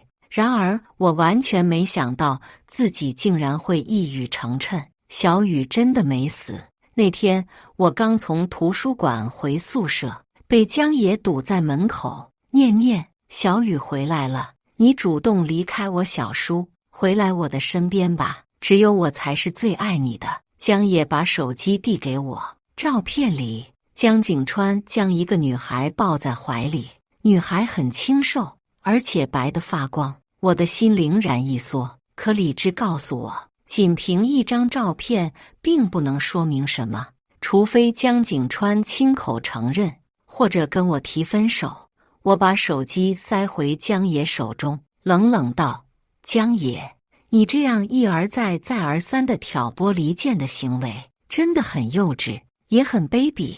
江野握住我的胳膊，念念，我只是不想你受到伤害。我冷哼一声，别再演深情了好吗？只会让我对你有过的一丁点好感都荡然无存。我甩开他，即便我跟江景川真的分手了，我也不可能重新跟你有些什么，别抱任何希望了。心狠地撂下话后，我便离开了。然而回宿舍的路上，我一边给江景川打电话，那边却关机了。我握着手机的手用力到发抖。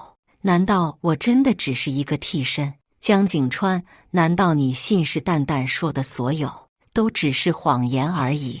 这时江野发来一条信息，不信的话你可以自己去看，后面还附带了私家医院的地址和病房号。我直接出了校门，打车直奔医院。然而我还没找到病房，就在医院走廊跟江景川撞了个正着，两人隔着一段距离，四目相对的那一瞬，我看见了江景川那张向来寡淡平静的脸，浮现出有史以来最夸张最惊愕的表情。小念，我站在原地，努力隐忍自己的情绪。江景川脸上的惊愕变成了显而易见的忧虑，并大步朝我走来。就在他站在我面前，像是要张嘴解释些什么时，一个女孩病房里跑了过来。景川哥哥。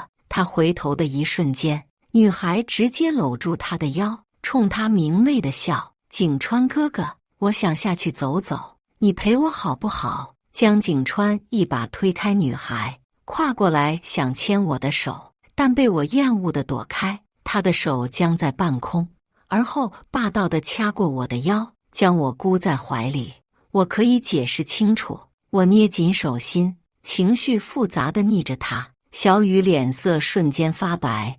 景川哥哥，这个女人是谁？景川哥哥。江景川看向他凉薄道：她是我未婚妻小雨，我跟她马上要结婚了。小雨闻言情绪失控，捂着耳朵大喊大叫：不可能！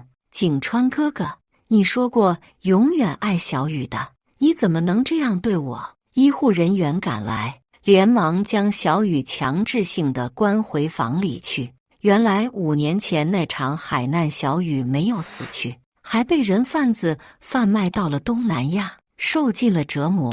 前段时间警方捣破了一个窝点，把他解救出来了。可是小雨得了严重的心理疾病，记忆也变得很混乱，除了江景川，他谁都不记得了。江景川愧疚地道：小念，当初那场海难其实我也在，是小雨把最后求生机会给了我，我没有办法不管他。我如遭重击，不知道该怎么回应他。那你现在想要怎样？娶她？跟我分手？当然不可能，我爱的人是你小念。江景川伸手过来想要抱我，我躲开他，无法冷静。说清楚之前不要碰我。江景川，我不想小雨的事情影响我们，但这份恩情我不能不报。我已经跟我妈商量过来了，她可以帮我处理小雨的事，给她请最专业的医生，我会支付她所有的医疗费用，直到她康复为止。我愣住，这跟我想象的完全不一样。那可是她好像很依赖你，刚才就失控了。你，江景川眉心紧蹙，可我感情已经给了你，我没有办法再给他，谁也没有资格道德绑架我。说我无情也好，凉薄也罢，因此失去你，我会后悔一辈子。我不安地道：江景川，你不会骗我吧？一边哄着我，一边又是另一做法。江景川虔诚地看着我，我从来没有骗过你，以前没有，未来也不会。那你手机为什么关机？事情发生得太突然，我也处理了好几天，手机后来没电了。我沉默地看着好半天，心里还是选择相信江景川。他朝我张开手，现在可以抱你了吗？我站在原地没动，江景川一把将我紧紧拥入怀里。小念，嫁给我好不好？我们去领证吧。我没有冲动，太快了，我大学都还没毕业。江景川，我现在好怕你跑了。然而江景川并没有让我失望，也按他所说的做了。偶尔他来探望小雨，也是带上我一起来的，只是隔着远远的距离看一眼，然后询问医生他的情况，他都能做到这份上。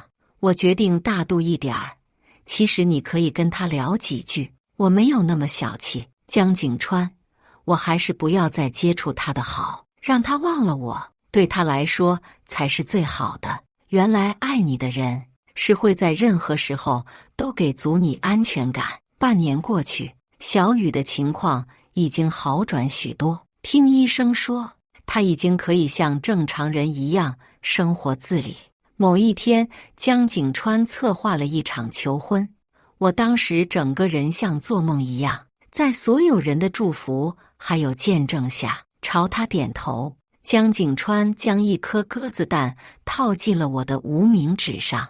几天后，我们便去民政局领了结婚证，回来把结婚证交到江老太太手上时，她高兴坏了，拉着我的手，让管家阿姨把她的家当都翻了出来，各种价格不菲的玉器、钻石、珠宝摆满了客厅的茶几，这些都是给你小念你的。江景川溺宠地看着我，让我全部收下。江老太太，你家里还有什么人没有？约出来吃个饭。我很小的时候，爸爸就车祸死，妈妈改嫁给了继父。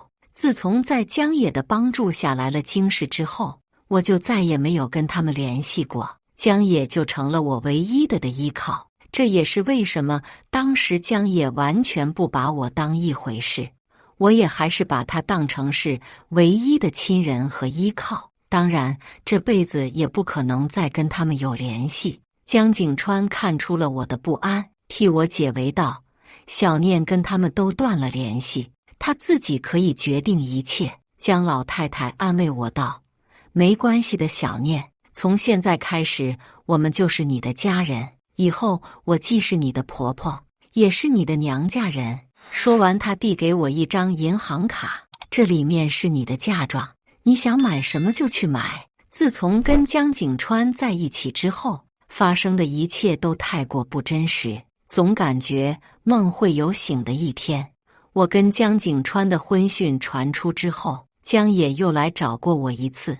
那天夜晚，我在图书馆做毕业设计，做得很晚，走到宿舍楼下，一个黑影窜出来，吓得差点尖叫起来。是我，念念。他很是喝得烂醉，浑身酒气。我恐惧地推开他：江野，你又想干什么？江野咬牙切齿地看着我：你真的要嫁给江景川？真的要嫁给他？自从知道我跟江景川在一起之后，江野就变得越来越偏执。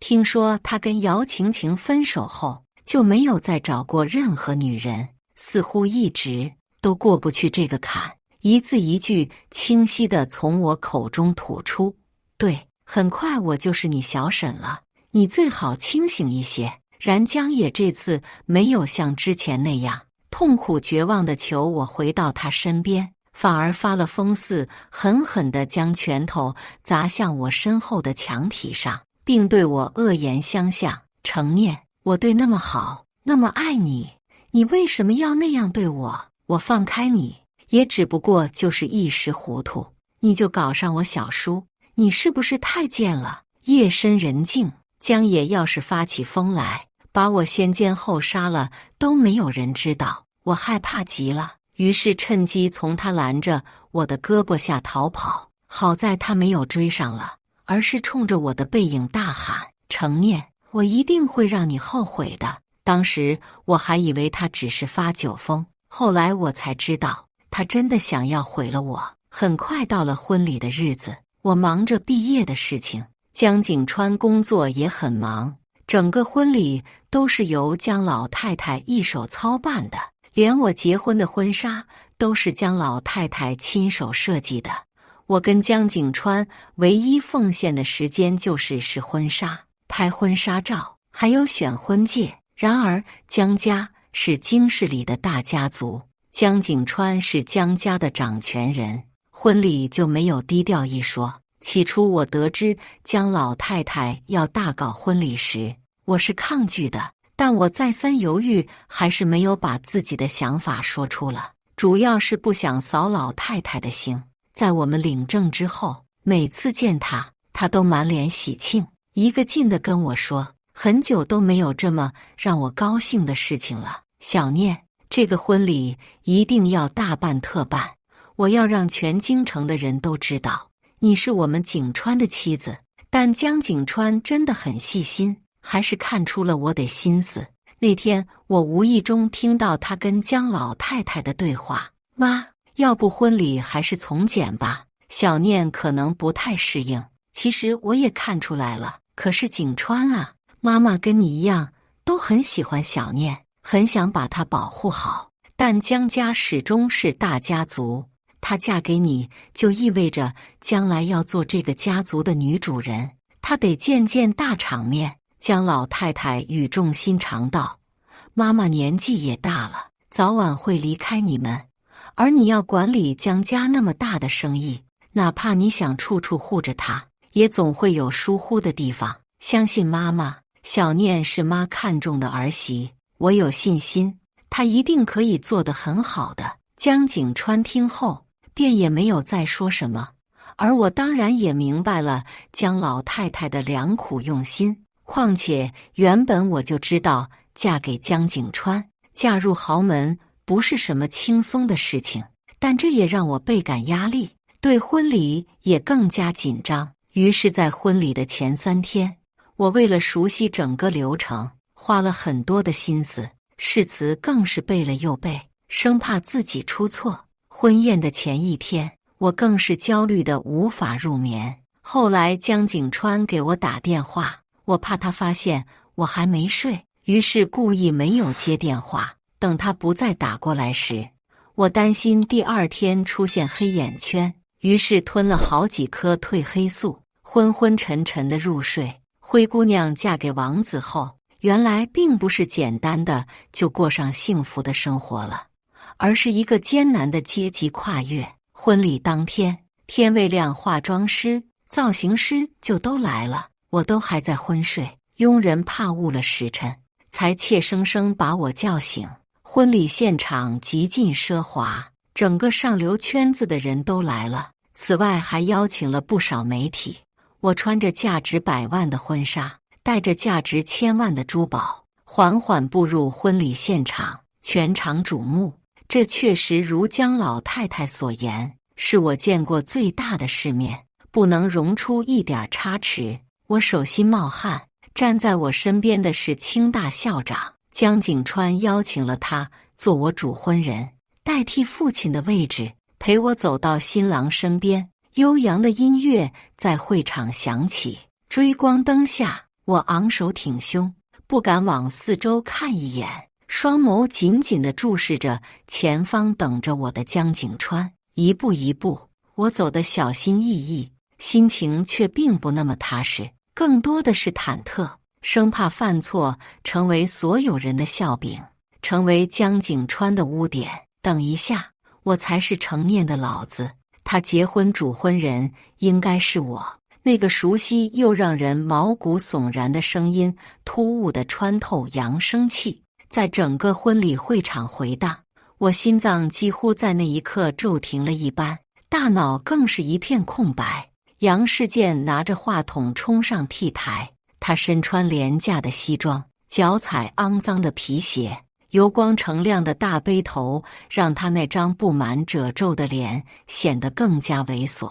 程念，出息了，嫁入豪门，居然连我都不认了。别忘了，当初是你妈当初爬上我的床，免费让我上，我才大发慈悲收留了你们。没有我，你早死了。还有今天，你个忘恩负义的白眼狼！场面顿时一片混乱，宾客们议论纷纷。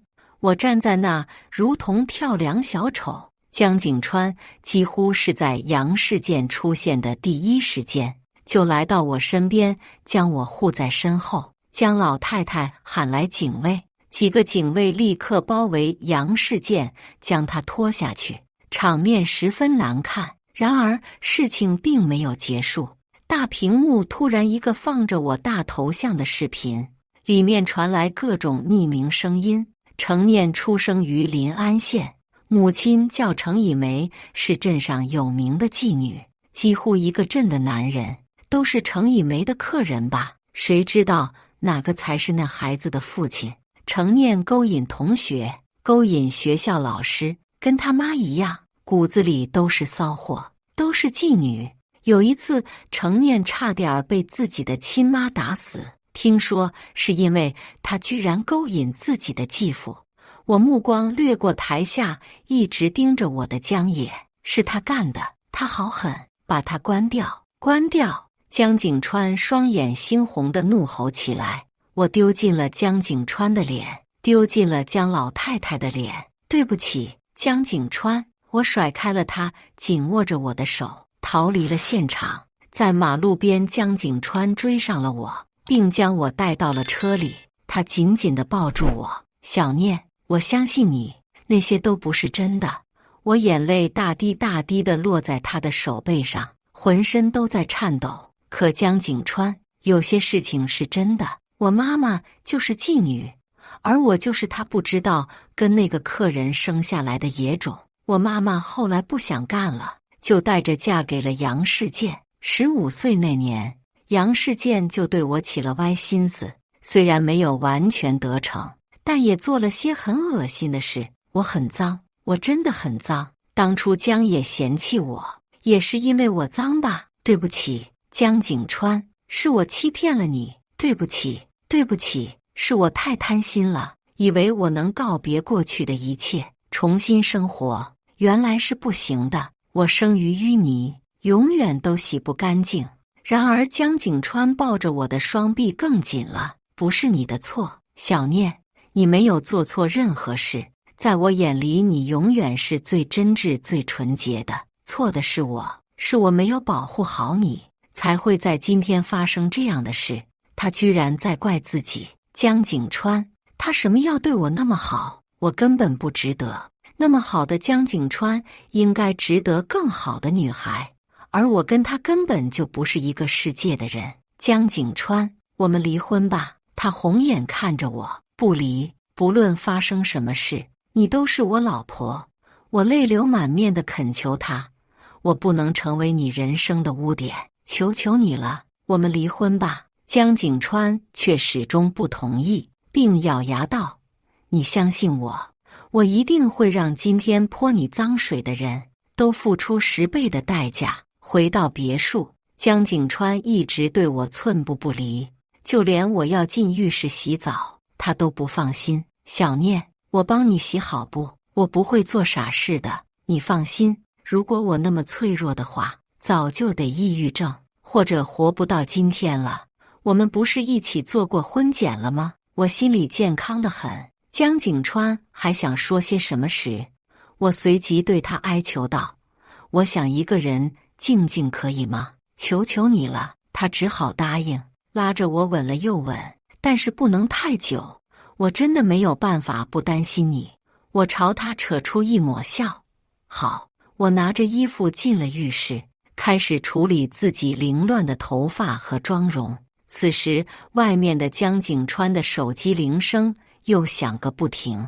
刚才在我面前他已经挂了 N 个，这会儿他立刻退出了房间，到外面去接电话。我躺在浴缸里，拿出手机给江野打电话，念念。几乎是接通的一瞬间，江野就接听了。显然他一直在等我联系他。我再也无法抑制住情绪，对着手机低声咆哮：“是你干的对吗？得不到就毁掉对吗？江野，你个混蛋！明明是你先不要我的，你怎么能那样对我？”江野语气极冷：“是你逼我的。如果你不是非要嫁给我小叔，我或许也不用做到这个地步。”念念，江景川是不是不要你了？没关系，我要你回来吧，我还可以安排你去别的地方，开始新的生活，而我们也可以回到从前那样的关系。不对，我保证这一次心里只有一个女人。念念，我发现自己真的好爱你，想你都想得快发疯了。是，他是疯了，江野他真的是疯了。我沉默了许久，久到江野都以为我挂了。他再次出声：“念念，你还在吗？说话呀！要不要回到我身边？”这次我的语气很平静。好，江野难以置信道：“你说什么？你答应了是吗？念念，其实你还爱我的是吗？”江景川不肯离婚，肯定也不会放我离开。你帮我离开这里吧，不能让江景川找到我。江野那边是难以抑制的喜悦。好，我早就安排好了。我洗完澡出来后，就窝在床上睡觉。江景川没一会儿就进来了，并盯着我看了好久才离开了房间。因为我整个江家都受到了很严重的影响，甚至连丰川集团的股市都因此动荡。就连一直疼爱我的江老太太也没有联系过我。后来我才从管家口中得知，江老太太因婚礼上的事情气病了。她一定很后悔选了我这样人做儿媳吧。我真是个害人精。到了晚上，影响已经有些不受控制，江景川不得不放下我出去处理，于是吩咐家里的佣人一定要看好我，并让他们有任何情况就立刻联系他。于是趁江景川离开后，我联系了律师，拟好一份离婚协议发过来，并偷偷把自己的一些证件都找出来放在了包里面。天快亮时，江景川才回来，他第一时间就进了卧室，走到床边看了会儿在床上熟睡的我后进了浴室。洗完澡，他小心翼翼地躺在了我身旁，大概是怕吵醒我，只是对着我睡，但没敢抱我。然而他睡得并不安稳，好几次惊醒后，还是伸手过来将我紧紧捞入怀里。我也一直没有动，陪他睡到了大中午。后来是我被噩梦惊醒了，满头大汗，呼吸急促。江景川睁开眼，将我搂紧：“做噩梦了，别怕，我在。”江景川，我爱你。我伸手抚摸他的脸，然后吻了上去。我也爱你。他回应着我热烈的吻。随后我勾住他的脖子，舔他的耳廓、喉结，轻啃他的脖子、锁骨，手握着他的命根套弄。这是我第一次在床上对他那么主动。江景川显然很诧异，但也很享受。最后被我撩得不行，翻身就压着，而我下面早就湿得一塌糊涂。他很顺利就冲了进来。小念，我销魂地呻吟着，讨好地喊了一声：“老公，轻点儿。”他被我刺激到了，压下来在我耳边轻哄：“再喊一次，老婆，再喊一次。”我再次软软地开口：“老公，我爱你。”江景川一边动一边喊住我的耳垂：“你这样让老公怎么轻得了？”最后我们深深地抱着对方，一起攀上了顶峰。可我却在那一刻哭了出来。想到即将离别，我根本无法控制自己的情绪，真的太痛了。江景川看见我哭，慌了起来：“怎么了？是不是我弄疼你了？”我把脑袋埋进被窝里，掩饰道：“没有，就是生理性眼泪，可能是太刺激，太爽了。”“真的假的？”江景川哭笑不得。并半信半疑地将我捞入怀里亲吻。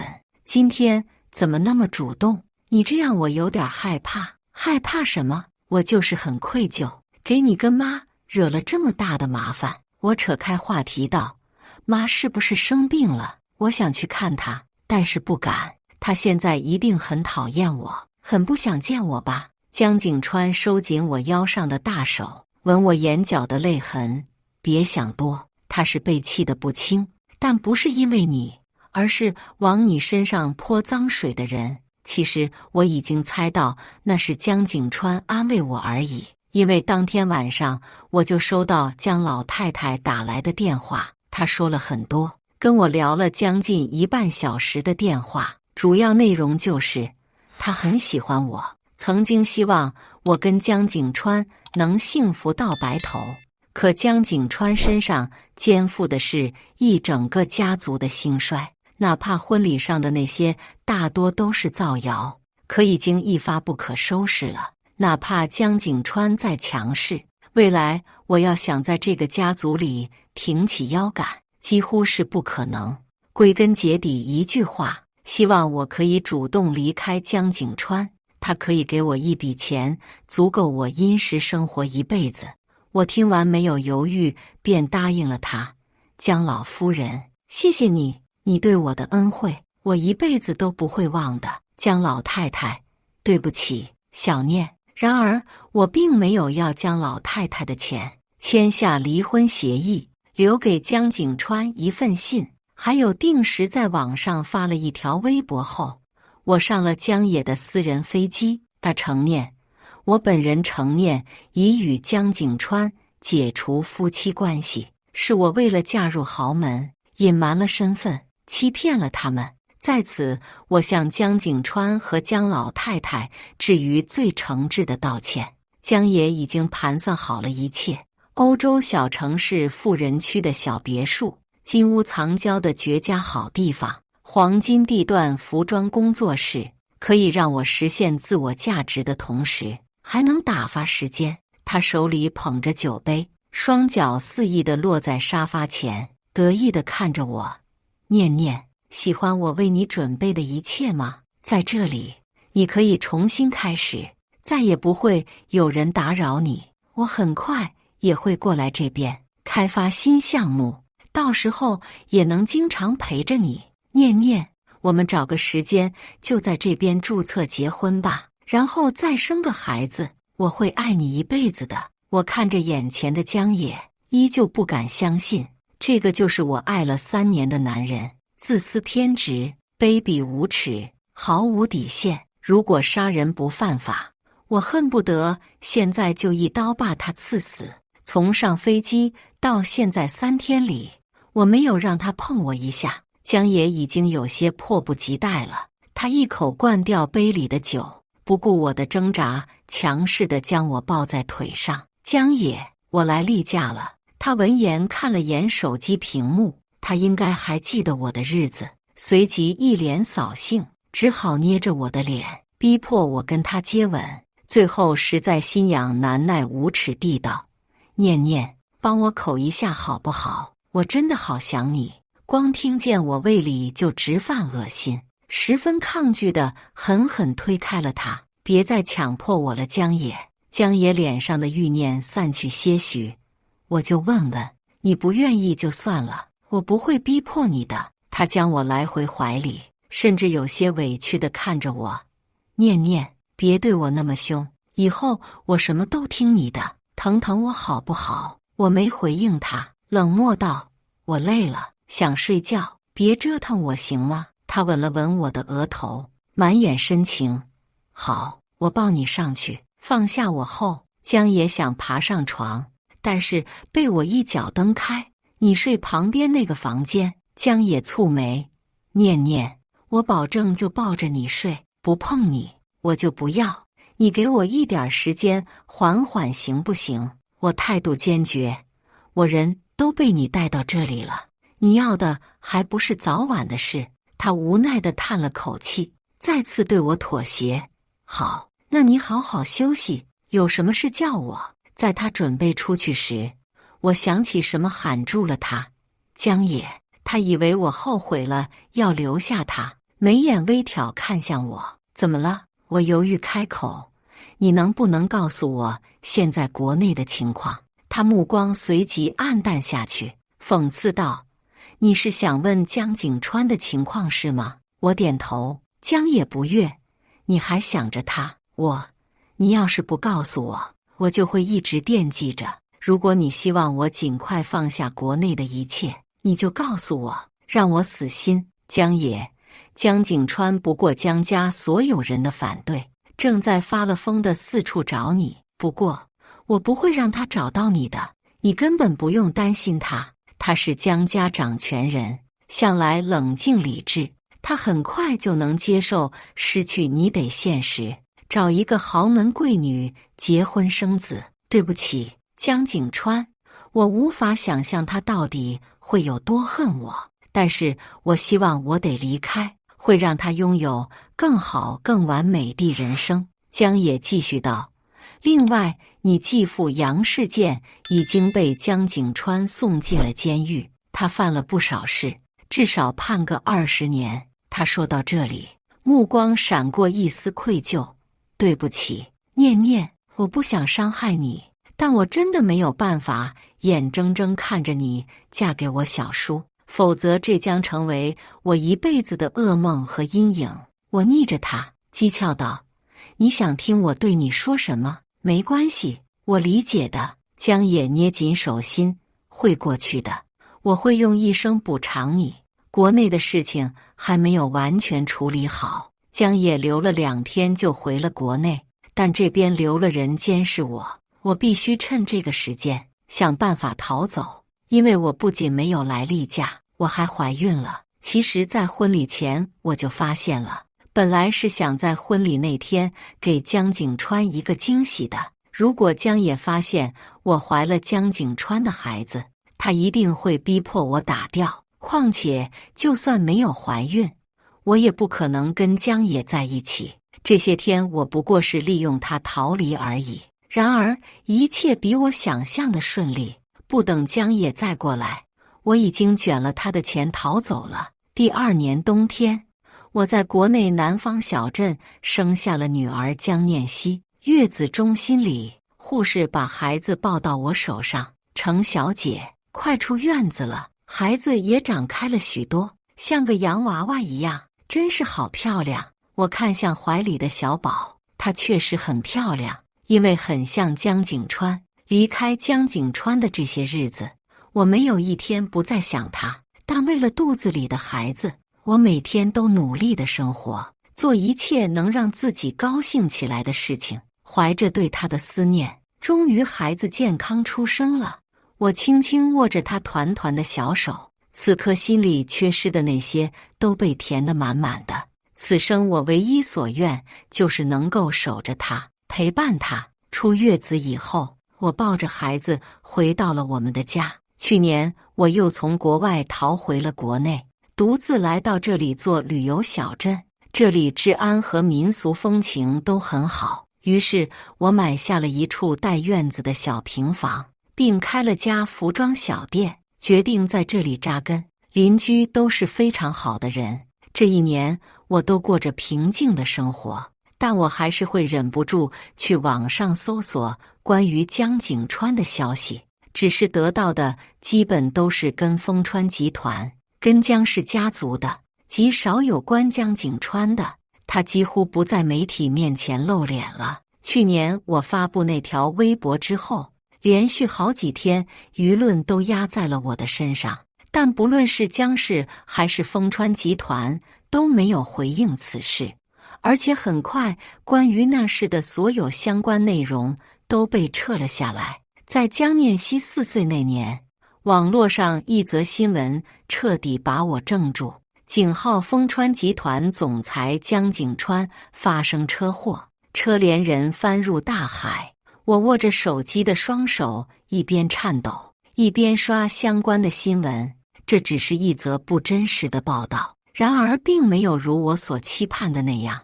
我整个人彻底慌了。妈咪，妈咪，你怎么哭了？小希爬上沙发，满脸迷茫的给我抹眼泪。妈咪，你又刷到什么感人的视频了吗？我抬起脑袋，一把将小溪抱入怀里。连夜花大价钱订好机票后，我拖着行李，带着小溪赶往机场。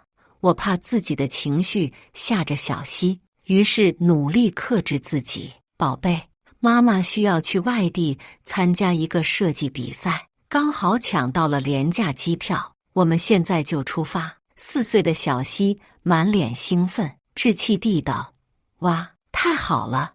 我喜欢跟妈咪去参加比赛，是不是明天不用去上幼儿园了？我揉揉怀里的小脑袋，我已经帮你请假了。小家伙很兴奋，到了机场也异常的乖，而我的心乱糟糟的，墨镜后面那双眼睛，泪水根本止不住。在飞机上，小溪很快就睡着了，我这时候才静下心来思考，到了京市之后，该怎么打听江景川的消息。自从5年前离开京市以后，我就跟那边的所有人都断了联系，还能联系上谁？而且带着小溪，绝对不能让江家人看见他。他长得跟江景川实在太像了，要是跟我一起出现，是个人都能猜到她是谁的女儿。刚好航班有提供免费 WiFi， 我登录了以前的微信账号，然一登录上，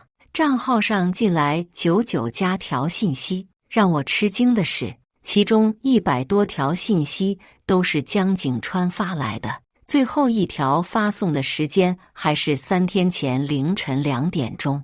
一瞬间，泪水再次模糊了我的双眼。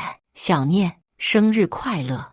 你的邮轮已经快要成废铁了，价值1个亿呢，你不觉得浪费？程念，你最好能躲我一辈子，希望我死之前都不用再见到你这么渣的女人。程念，3年了，我很快就不会再想你了，等我爱上别人，你再后悔也没用。小念，你在哪？我很想你。在飞机上的8个小时，我把语音一条一条听完，翻到5年的最后一条，是江景川带着哭腔的咆哮：程念，谁要跟你离婚了？我是不是对你太好了，好到你觉得可以随便伤害我？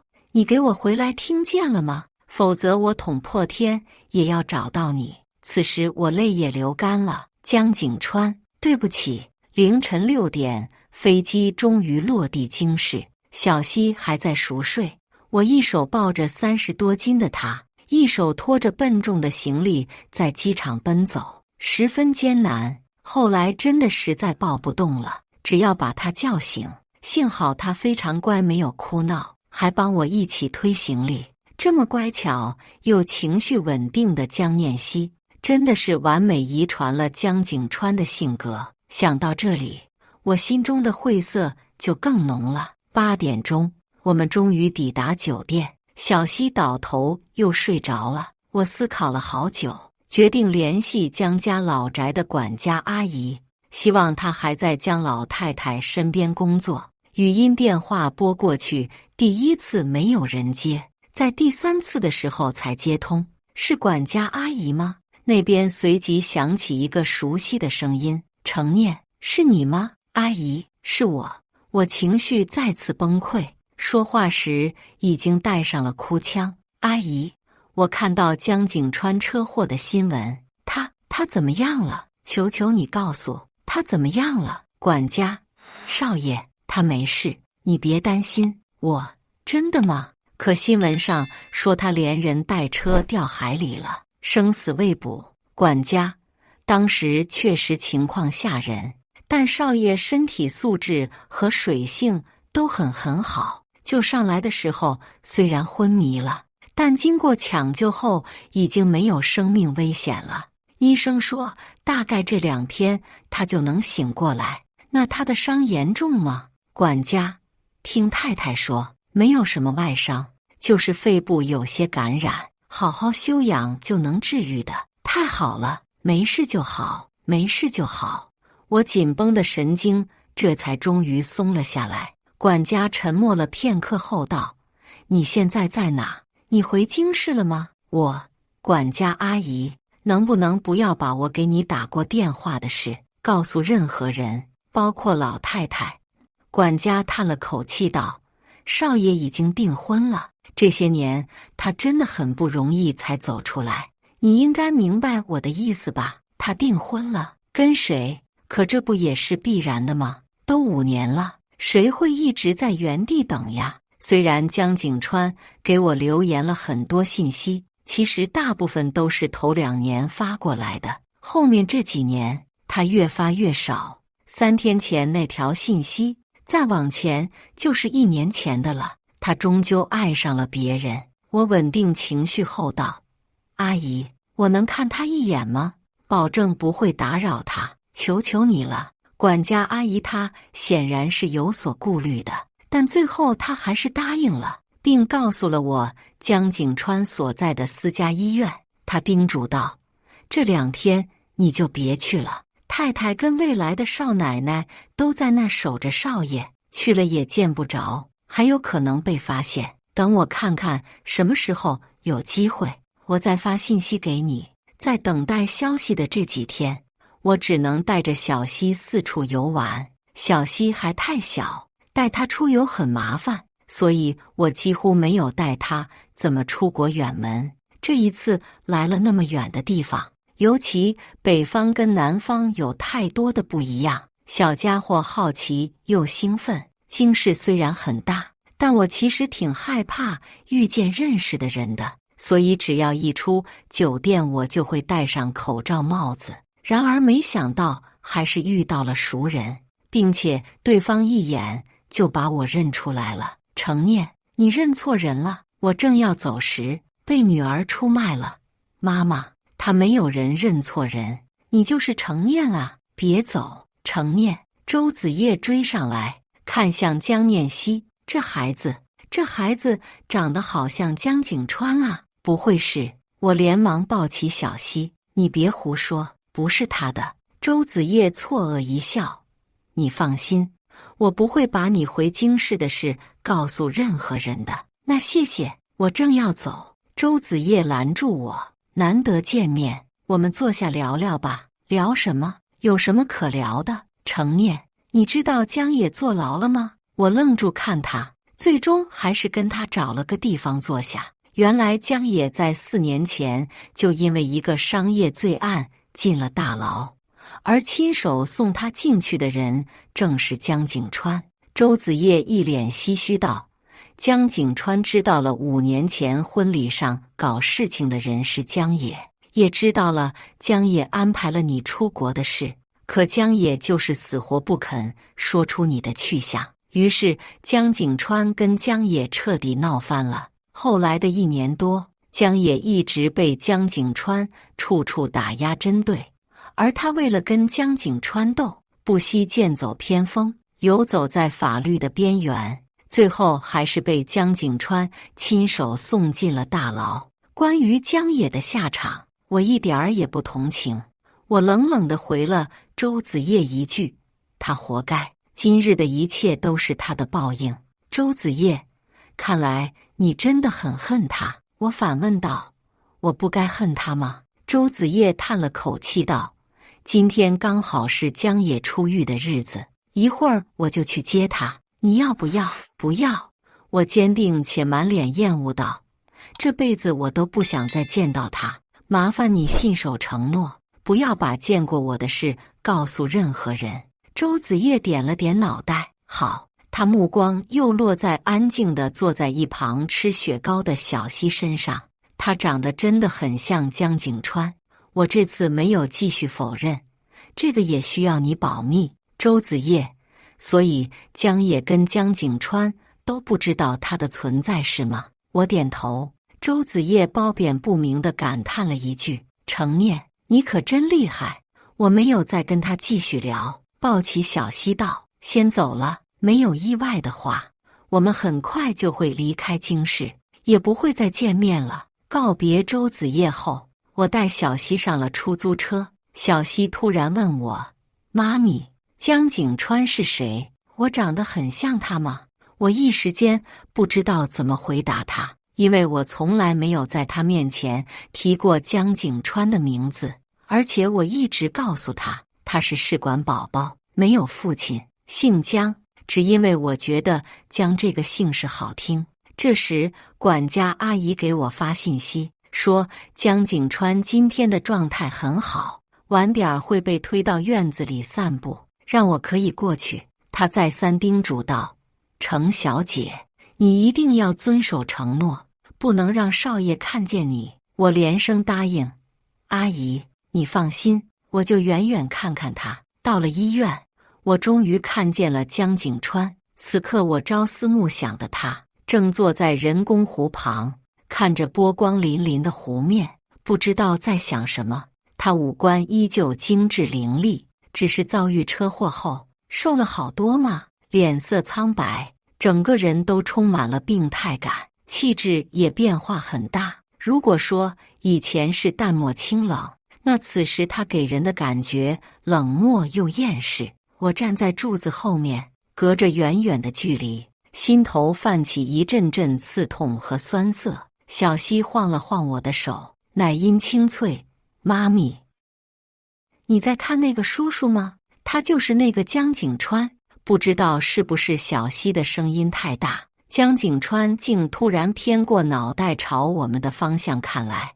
我吓得连忙转身抱起小溪，一边捂住他的嘴巴，一边往跑。程念，身后隐约传来江景川的声音，但我跑得很快，不知道有没有听错。为了保险，我一到酒店就立刻订好了机票，计划今晚就带小溪回南方。妈咪要回家了吗？小溪不太高兴，不是说明天带我去海洋公园吗？我哄他道，这次出来太多天了，我们还是提前回去，下次妈咪再带你去一个有美人鱼的海洋公园好不好？小溪嘟囔道，真的有美人鱼吗？真的，小溪乖，妈咪一定带你去。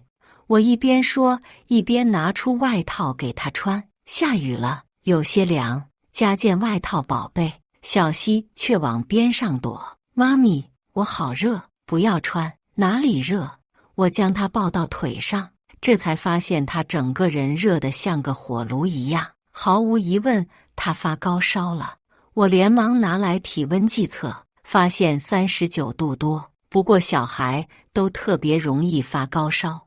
我离开，按照平时的处理方法，给他先吃上退烧药，想着如果半小时内退烧，再赶去机场也是来得及的。结果半小时过去，小溪不仅没有退烧，还出现高烧惊厥。我整个人吓懵了，什么都顾不上了，抱着他直奔最近的医院。救命！医生，救命！小溪被护士抱进了急症室，我在外面急得团团转。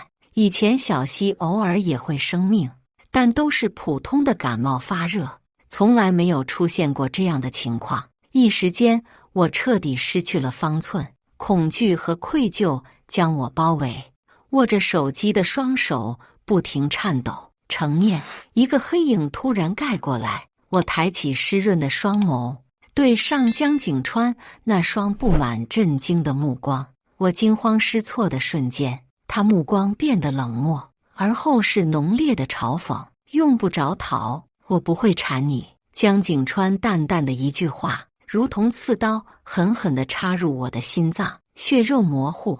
我差点忘了，他都订婚了，怎么可能还在原地等我？忘不了过去的只有我而已。我捏紧手心，指甲掐人血肉里的疼痛才让我清醒了些许。好久不见，我扯了扯苍白的嘴角。这时护士出来喊人，江念希家长在哪？我顾不上江景川，大步朝急症室里去。万幸护士告诉我，小溪的情况已经稳定下来，但急性肺炎需要住院输液治疗，让我去办住院手续。小溪在哭闹，妈咪，妈咪，抱抱。我只能一边抱着她，一边拿着挂吊瓶的杆子去办入住手续。然而一出门就发现江景川还没有走，他坐在轮椅上，目光直勾勾地看着我，你女儿叫江念希。我故作镇定，我结婚了。小溪小奶音稚气地响起，江景川叔叔。江景川随即看向小溪，扯出一抹淡淡的笑。小溪，你认识我？我连忙否认，他怎么可能认识你？就是听我提起过。江景川没理我，对小溪道：你妈咪怎么跟你介绍我的？小溪，我们长得……我吓得心里咯噔了一下，一把捂住小溪的嘴巴。我们得去办住院手续了。说完，我抱着小溪逃似的走了。江景川在原地讳莫如深地看着我们，然而抱着小溪还要拿着杆子在医院来回跑，差点没把我累脱须。怎么大晚上医院还那么多人排队？就在我马上要抱不住的时候，一个身影从身后帮我握住吊瓶的杆子。程小姐，江先生让我来帮你办住院手续。男人是江景川的司机，我们相互认识。怀里的小溪已经睡着了，点滴也快打完了，需要更换针水。办手续的窗口还有4-5个人才到我。这种时候我没有办法逞强，不得不接受他的帮助。到了住院部，医生给我们安排了单人间。方才我询问了半天，都说只有4人间病房。毫无疑问，这也是江景川安排的。我想起刚才江景川看小溪的眼神，心里越发不安。哪怕他看不出来小溪跟自己像不像，但小溪刚才的话也足够让他生疑了。可现在太晚了，只能等明天再想办法转院。小溪烧已经退了，我打了些水给他擦干净了手脚后，也准备在陪护床上休息一会儿时，突然有人敲门进来。我还以为是护士或者医生，没想到进来的竟然是江景川。现在已经是凌晨3点了，他自己身体都还没完全恢复，跑这里来做什么？他不是说不会缠我吗？我心里很忐忑，但依旧平静地看着他。有事？江景川却一点反应时间都不给我。江念希，她是我的女儿，对不对？我立刻坚决地否认。当然不是，她是我跟现任丈夫的。江景川脸上没有任何表情，缓缓开口道：5周岁。请问你是什么时候再结婚才能及时生下他？在江景川让司机来帮办住院手续时候，我就想好了该怎么去圆这个谎。所以当江景川问这个问题时，我几乎想也没想就开口道：江念希4岁，不是5岁。当时办理出生证的时候，因为一些原因填小了1岁。他下颚线绷紧，静静地看着我，一言不发。然而我被他看得越发心虚，他的视线仿佛有形似的，一寸一寸刺进我的心脏。我再次开口道：江景川，他不是你的孩子，你别想多了。江景川这才微微撇了撇嘴角，行，既然不是我的，你的事我也无权过问了，毕竟相识一场，要是有什么需要可以来找我，我能帮你的，尽量帮你。江景川说完便冷漠地走了。他竟然就这么相信了。我松了一口气的同时，却反而因为他对自己那副漠然的态度更加心碎难受，甚至希望他能恨我，能指责我。第2天我没有办理转院，既然江景川已经相信了我的话，也不在乎我们，就没有必要了。迫不及待的转院反而更惹起他的生疑。但是小溪又开始发低烧了，医生却说肺炎就是这样，需要一个过程，只要不是高烧，没出现惊厥就好，慢慢就会好的。医生的话让我的焦虑缓解了许多。他又问，家长是不是也有高烧惊厥的情况？这一般来说是遗传，我并没有出现过这样的症状。难道江景川有？病房里没有外人。我如实道，我也不太清楚。我跟孩子的父亲很早就分开了，自己独自抚养了他。好的。医生叮嘱完我小心照顾孩子后，转身开门。我一抬头就看见门口坐在轮椅上的江景川。他怎么又来了？刚才我跟医生的谈话他没听见吧？我正担心时，他进来看向我。你在结婚后又离了？我干住。他听见了。对，感情不和，离了。我看向他，你有别的事吗？江景川看向床上的孩子，我来看看他不行。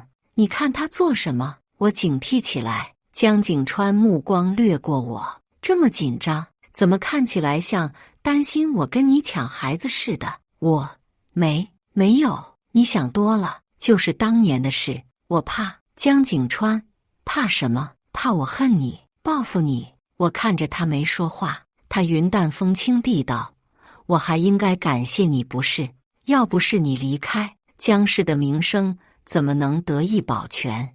我这个掌权人的位置怎么能坐得那么稳？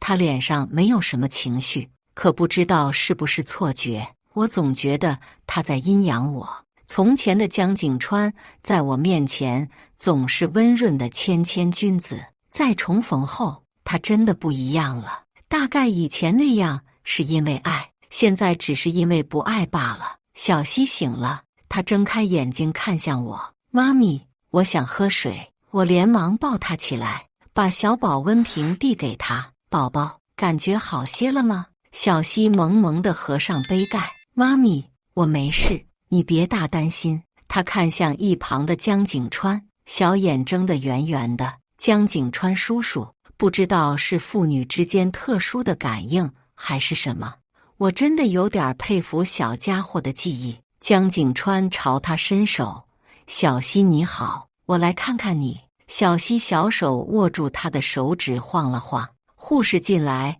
要给小溪打针，小溪看见立刻往我身上钻，眼泪哗啦啦就流下来了。妈咪，我不打针。我安抚他道，昨天已经留了针，把输液的管子接上就行，不会再打针。真的吗？小家伙委屈巴拉地看着我，我抚摸他的头顶。当然。然而护士却开口道，除了点滴，还要做个皮试，皮试很疼，我都害怕。小溪天真地看向我，妈咪，皮试是什么？一时间我都不知道该怎么安慰他。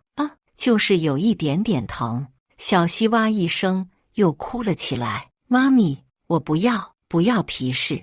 他浑身都在抗拒，小家伙力气又大，我差点没抱住他。江景川突然握住他的小手开口，小溪要勇敢一点儿，打了针才能战胜身体里面的病毒。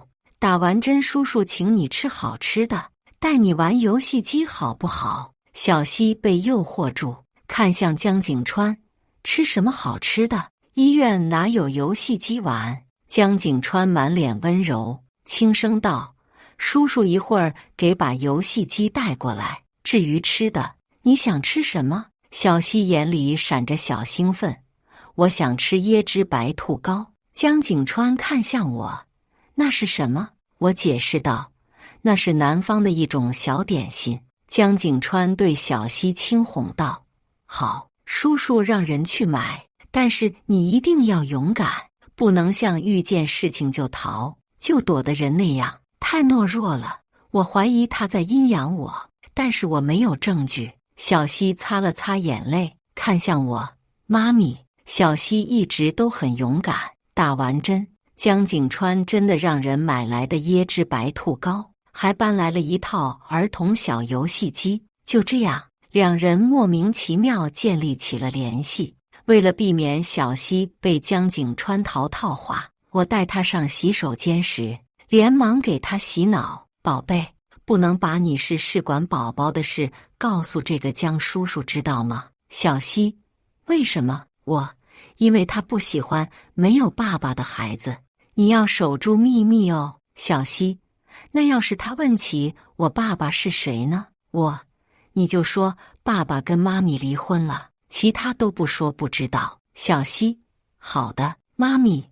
晚上我准备订医院的饭菜时，江景川的人却把饭菜送进来了。我还没开口问，他就道：“我请小溪吃的，你也可以顺便吃点儿。”请小溪的，我连拒绝的资格都没有。满满一桌营养可口饭菜，比医院的好太多了。小溪高兴地抱住他：“江叔叔，你对我们真是太好了。为什么你不是我爸爸？好想要你当我的爸爸呀！”我尴尬的头皮发麻。小溪，别胡说。江景川，我差点就能当你爸爸了，可惜你妈咪当年把我甩了。小溪惊住，我也怔住了。他跟小孩说这些干什么？江景川，我轻声警告。小溪却回头看向我：“妈咪，你为什么要甩了江叔叔？不然他就是我爸爸了。宝贝，好好吃饭。”我没回答他，并且满脸的不悦。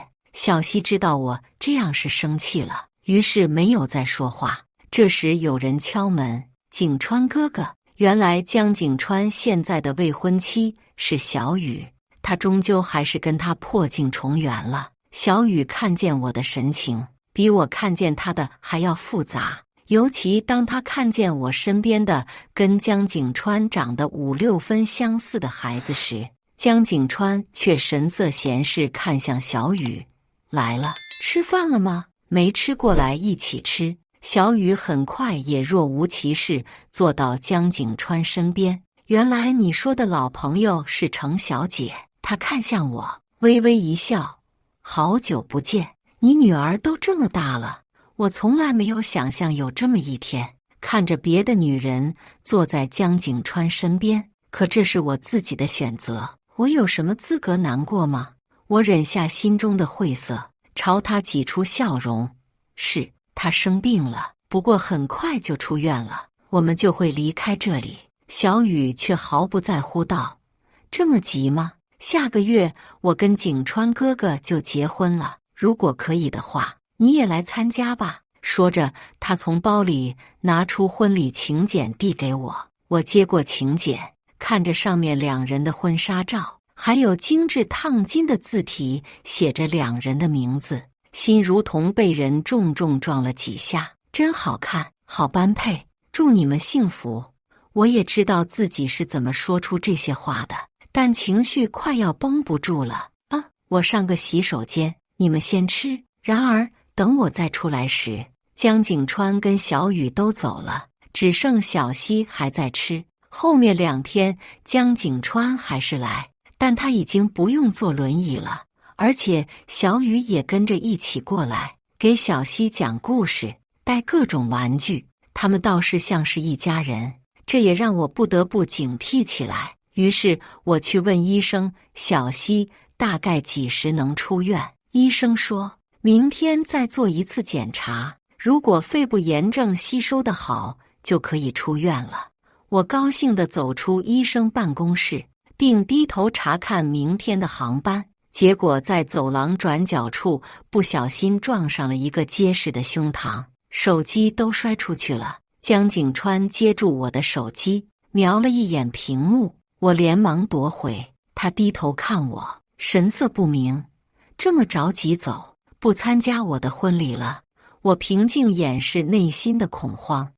小溪大概明天就可以出院了，我家那边还有很多事，就不参加了。说完，我正要绕过他走时，被他握住手腕，一把拽了回来，拦在了墙上。“你不会是还喜欢我，所以无法面对我跟小雨的婚礼吧？”“不。”他继续强势开口，打断我的回答：“还是说有什么见不得光的事情，怕我发现了？”我顿时脊背发凉。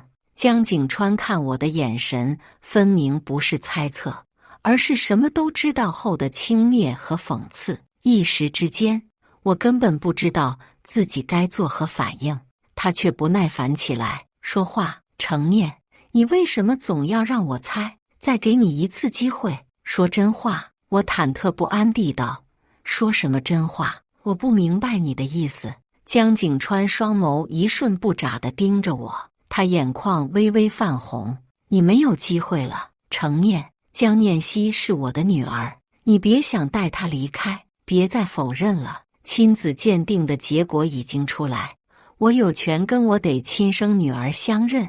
我浑身如同有一瞬失温，往后一颤，张口结舌，说不出话来。在江景川转身时，我大步上前，揪住他的衣袖。她是我的女儿，生她的时候，我们已经离婚了，你没有权利。他回头看向我，冷言道：我有没有权利，法律说了算。我要疯了，他居然要跟我抢小溪的抚养权。江景川，小溪从小跟着我，她离不开妈妈。既然过去的事你已经放下了，你也要娶小雨了，那以后也会有自己的孩子，你没有必要跟我抢小溪。江景川满脸天直地道：不行，她是我女儿，我不会让她继续跟着你这样的人，我可以给她更好的未来。江景川，他扶开我的手，不顾我的哀求，冷漠离开。我急冲冲跑回病房，发现病房空荡荡的，小溪已经不见了。一时间我两眼一黑，整个人差点往后栽倒。正要找医生护士时，手机响了，是江景川打来的。小溪，我先照顾几天，你准备一下官司吧。江景川，你不能这样。小溪她是我的，他直接挂断了电话。没有办法，我只能咨询律师，希望能够把孩子要回来。但是我先后找了几个律师，只要一听见对方是江景川，立刻就劝我跟他协商，而且都不愿意接我的案子。最后我只能去找小雨。同为女人，她怎么可能愿意养丈夫跟前人的孩子？她是唯一的突破口了。小雨约我去他家见面，只是我没想到地址竟然是我跟江景川之前的婚房。小雨坐在沙发上，俨然一副女主人的模样。这房子你还有印象吗？房里除了那张摆放结婚照的位置换成了江景川跟小雨的，其他一切的陈设都跟5年前一模一样。我心底的一片酸楚。小雨，我祝福你跟江景川，可是他现在要跟我抢小溪的抚养权，你能不能劝劝他？你也不希望养别人的孩子吧？小雨却不以为然道：可那是景川哥哥的孩子，他要的我都会成全他。我无语地看向他：你就不会觉得英格？不会。小雨，其实小溪跟景川哥哥长那么像，看见你们的第一眼我就猜到了。后来景川哥哥跟我商量了，我也愿意跟他一起养这个孩子。医院那2天，我就是故意去跟小溪培养感情的。小溪也还挺喜欢我的，我们以后应该也能好好相处。这个世界已经颠成这样了吗？我心口气打一处来。那是我的女儿，哪怕你对她再好，她眼里只有我一个妈妈，留着她只会让你难堪。小雨，我爱景川哥哥，我不在乎。小雨得意的起来。成念，后悔吗？后悔当初签下离婚协议书一走了之吗？现在原本属于你的丈夫、女儿都要变成我的了。原来他让我来，不是要跟达成什么协议，只是想要羞辱我而已。我必须要把小溪要回来，不管要付出怎样的代价。小雨，你就不怕小溪成为我跟江景川之前的羁绊吗？就不怕我因此一直缠着他？小雨却丝毫不慌，满脸笃定地道：不怕，好马不吃回头草。景川哥哥可不会在同一个地方再摔一次，你还不知道吧？当初你走了，景川哥哥有多伤心，先是发了疯一样满世界的找你，而后整整休了3个月的假期，每天像行尸走肉一般待在这个别墅里不出门。他是多么孤傲，那么理智的一个人啊！程念，你不觉得自己很残忍吗？而且是你瞒着他生下的孩子，他凭什么不能把孩子要回来？我失魂落魄地从别墅里出来，脑海里一直回荡着小雨说的那些话。所以重逢时，江景川说放下了不恨我，都是为了让我放松警惕。他好有时间去等亲子鉴定的结果出来。他这么恨我，一定不会把小溪给回我的。可他抢走小溪，就等同于从我心脏挖走了一块肉。一夜未眠，我决定再找江景川。然而我联系他才发现，他把我的电话号码拉黑了，用以前的微信发信息过去，反馈回来的也只有鲜红的感叹号。没有办法，我只能去丰川集团总部找他。然而前台却总告知让我跟他的助理预约。我好不容易联系上他的助理，约上的时间却在1个月后。没办法，我只能在丰川大楼堵他。等了3天，倾盆大雨那天，我直接拦在他车子前面，车子才停了下来。司机拿着伞过来：“程小姐，江总让你上车。”我浑身湿透地看向坐在另一侧的江景川，他正睨着我。那一瞬间让我想起5年前我被莫名雨欺负的那个夜晚，当时他也是用这样的目光睨着我，而我也是那么狼狈。江景川，我们能不能开诚布公地好好谈谈？他没有回答我，只是对司机说了个附近酒店的名字。江景川打开房门，自顾自地进去。我犹豫站在门口，心里忐忑不已。他回头看我一眼：“程念，这是你最后的机会。”我深吸一口气，跟了进去。江景川，到底要怎样你才愿意把小溪给回我？他点了根烟，坐在沙发上看我，缓缓开口道：“程念，凭什么你说怎样就怎样？5年前你跟江爷跑了的时候，给我机会了吗？”我连忙否认，我没有跟江爷跑，我只是利用他离开而已。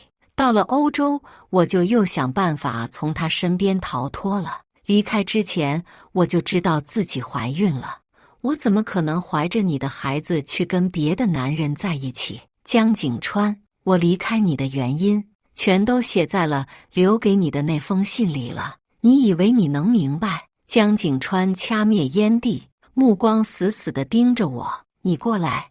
我忐忑地走到他身边位置坐下。我求你了，既然你马上要跟小雨结婚了，没有必要留下小溪，对你们2个没有任何好处，他只会变成你们的麻烦。江景川突然掐住我的下颚，朝我逼近。程念，我跟小雨要结婚了，你嫉妒吗？难过吗？在医院那天，你是受不了去洗手间哭了吗？他漠然犀利而又灼热的目光让我有一瞬失神。然而我猜他现在最想看见的应该就是我后悔、痛苦、难过。于是我没有继续隐藏情绪。对，我嫉妒、难过、痛苦。江景川，你可以用任何方式惩罚我，但小溪是无辜的，她需要我，她离不开妈妈，求求你了，别把我们分开。江景川眸光越发幽暗。你后悔吗？我愣了片刻，而后坚定地告诉他，不后悔。江景川，我不后悔，再重来一次我还是会那么做。那时候你是我最重要最爱的人，我不愿意成为你人生中的污点。江景川压上来强吻了上来，我吓了一跳，本能地去推他，却被他禁锢得更紧，吻得更凶，而且也不太像吻，他又啃又咬，要是一种惩罚，我的舌头嘴唇都被他咬得发麻生疼。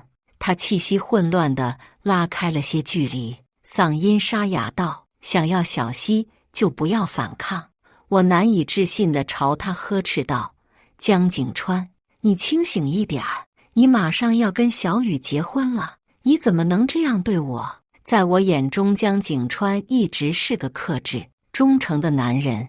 这一刻，我真的被震惊到了。江景川却没有停下来的意思，紧粗暴地用力一扯，我的衬衫的珍珠扣子落了一地。不要！我用力推他，双手却被他压头顶上。江景川面色依旧清冷，双眸透着难以掩饰的情欲。结婚？他讥诮道。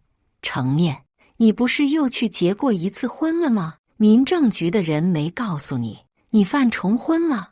我愕然地看着江景川，还在消化他的话时，他压下来，从我的耳垂一路吻下，并解开了我文胸的扣子，直接扯下后，大手罩住颤颤巍巍的一只，啃咬另一只的嫣红。太久没有过性事的我，一瞬间双脚发软，整具身体止不住地颤抖了一下。可刚才他的话对我来说还是太炸裂了，身体虽然起来反应，大脑却还在努力地思考着。江景川，你的意思是我们没有离婚？我等了片刻，没等到他的回应，等来的是他拉下我的裤子，指尖压在了最敏感的地方。你没牵？他用力一揉，后半句话变成了销魂的呻吟声。没多久我就动情了，大脑也不受控制，一片空白，五感都集中在了被他触碰的地方。江景川拨开我额前的头发，布满玉色的双眸直勾勾地盯着我的同时，下面磨着我。时隔5年，陌生又熟悉的对视，让我还是没忍住躲开他的眼神，却又被他用手掌掰了回来，看着我成面。话语间，他正往里挺进，然而才挤进一点儿，我就受不了，疼。江景川喉结翻滚，蹙眉道：“怎么变得那么紧？可能太久没做过了。”我窘迫地咬了咬唇后，伸手抱住他，在他耳边道：“也不是很疼，你就这样进来吧。”然而江景川还是没有硬生生地挺进来，他又开始跟我接吻，亲吻我敏感的地方，下面也更慢慢地研磨进来。我几乎再也感受不到疼痛，有着只是继续解决的痒。在我彻底适应尺寸之后，他才缓缓地进进出出。然而在我一声声动情的呻吟之中，江景川还是渐渐失控，大开大合的顶弄。最后冲刺时，我感觉整个人都要被他撞飞出去了。结束之后，江景川竟也不出来，在里面直接又硬了，并半跪在我身前，直接将我抱起来往床上走去。我无力地攀着他的脖子，伏在他宽厚的肩上。江景川，你没有签离婚协议。他再次将我压在床上时，逆着我的眼睛轻轻嗯了声。得到确切的回答后，我依旧还是猛的。那这几天你跟小雨都在骗我，你们的婚礼是假的吗？江景川，真的。程念，你要是再不回来，我就真的要娶她了。我，什么意思？你骗了小雨？江景川，我没骗小雨，我还没签离婚协议，这是他知道。我也跟他约定好了，再过1个月就是完整的5年了。你要是再没有消息，那我就娶她，彻底放下你。我没想到你真的回来了，而且在知道小希5岁的那一刻，我就知道她一定是我的女儿。也就是说，后面的那些事都是他跟小雨合起来骗我的。我心情复杂地看着江景川，他郑重地开口道：“程念，这是你最后的机会，我给你2个选择，要么留在我身边跟我一起抚养小希，要么离婚，小希给我。”我蓦然一阵酸楚，眼泪盈眶地开口道：“我还能留在你身边吗？”虽然5年过去了，可我还是原来那个身份低贱的女孩，你却更加高不可攀了。我们，程念，江景川低声呵斥道：“别跟我这些有的没的，我不会再像以前那样事事都等你回应。你现在不配，就2个选择，除此之外，你别无他选。”我攀上他的脖子，轻声吻上他的唇，留在你身边，一起抚养小希。下一秒换来江景川更深的吻，同时掐着我的腰，在他身上起伏。高潮时，他抱紧我，在我耳后警告：“程念，不准再让我心碎了。”那一夜，江景川像疯了一样，不知疲倦，而我也陪着他发疯，缠绵了一次又一次。最后一次实在没有力气了，江景川才抱着我去浴室清洗，清洗完还不准我穿衣服，肌肤相贴的沉沉睡去。到了第二天傍晚，我是被江景川亲醒，加上肌肤间温热的摩擦，那种兴奋感一下又来了。他将我翻过来，身体交叠，一遍一遍吻着我耳后和脖子侧的肌肤，同时从后面冲进来，数十下后全部射进我的体内，烫得我浑身发抖。结束之后又回味了许久，江景川才意犹未尽地从我身体里出来，抱我进浴室清洗完，他给我裹上浴巾，仰起脑袋看着他时，只觉像是回到了5年前，那些在我脑海里重温过无数遍的过往，如梦般又变成现实。在我发呆时，江景川弯腰吻了上来，又在想什么。我搂住他的脖子，我想见小溪，一会儿一起过去。我衣服被你扯坏了，已经让人送衣服过来了，还有时间再吻一会儿。原来江景川把小溪送到江老太太身边了，车子停在门口，我有点不敢下车。江景川，我没有脸见江老夫人。江景川，不是江老夫人，是妈，我们还没离婚，你还是他儿媳。我不安地看向他，不知道怎么告诉他当年我对江老太太承诺过的事。江景川睨了我片刻道，我妈知道小溪是我们的孩子了，你逃避也没有用。我惊住不动。江景川叹了口气，无奈地吻了吻我的手背，有我在，别怕。我被他拉下车，浑浑噩噩地牵进屋里。然一进屋，我就听见江老太太跟小溪的欢笑声。奶奶，你这是老虎，不是猫。对，我们小溪真聪明，像极了你爸爸。管家阿姨瞧见我跟江景川，连忙提醒江老太太，太太，少爷跟少奶奶回来了。妈咪，小溪高兴地朝我扑来，我一把将她抱起来，亲了好几下才满足。小念，江老太太看向我，我连忙恭敬喊她江老夫人。江老夫人看向管家，你先带小溪去院子里玩一会儿，我跟他们聊聊。不要，小溪将我抱得紧紧的，不肯放手。我哄她道，小溪乖，妈咪跟奶奶聊聊天，你就在那玩，能看见妈咪，妈咪不会走。小溪看了看我道，妈咪，以后我们都不回去了好不好？跟爸爸、奶奶，我们4个人一起生活。我顿时心里五味杂陈，当着江老太太的面，不知道该怎么回答她。江景川揉了揉她的头发，当然，以后我们都会在一起。小溪，真的吗？妈咪。江景川目光灼热地看向我，我完全说不出否认的话来。对，小溪高兴极了，又问江老太太，奶奶真的吗？江老太太慈祥地朝他眯眼笑，当然是真的，宝贝，我们是一家人。我愣住看向他，对不起，老夫人。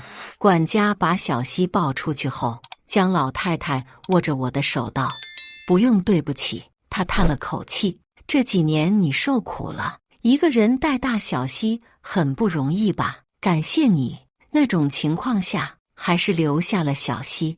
我惊讶地看向江景川，江景川，我妈向来不是什么蛮不讲理的人，原来江景川早就为我安排好了一切，一直在等我回来。晚上我们留在老宅过夜，大床上小溪挤在我跟江景川中间，兴奋极了，太好了，可以跟妈妈爸爸一起睡。江景川却有点小失望看向我，小溪多少岁之后就可以自己睡了？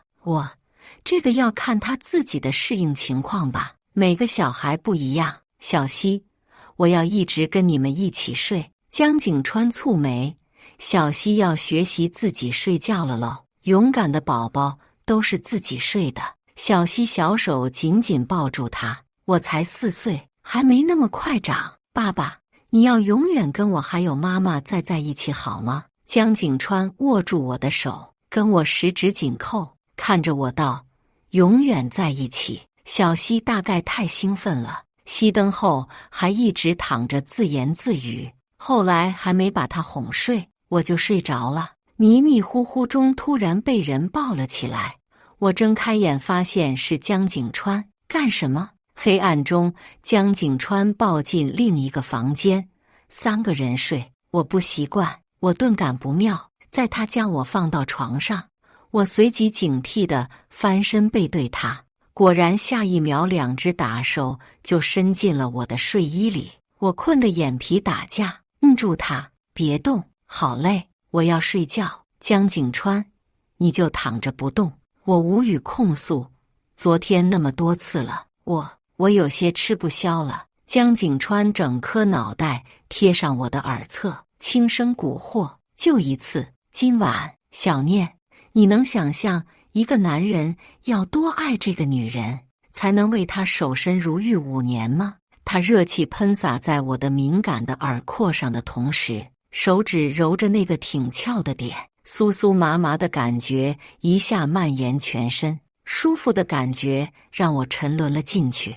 男人在床上的话果然不能信，哪怕是向来说一不二的江景川也一样，一夜缠绵。第2天醒来，我真的下不了床了。小溪却一大早哭着找妈妈，我踢了踢江景川：“你去哄。”好。江景川没有磨蹭，穿了衣服就去找小溪。门外传来哭闹的声音：“妈咪呢？我要妈咪。”江景川：“妈咪太累了，还没睡醒，爸爸陪你玩好不好？”小溪：“你昨晚把妈咪带去干什么了？妈咪从来不睡懒觉的。”小溪说那么大声，整个人老宅那么多人呢。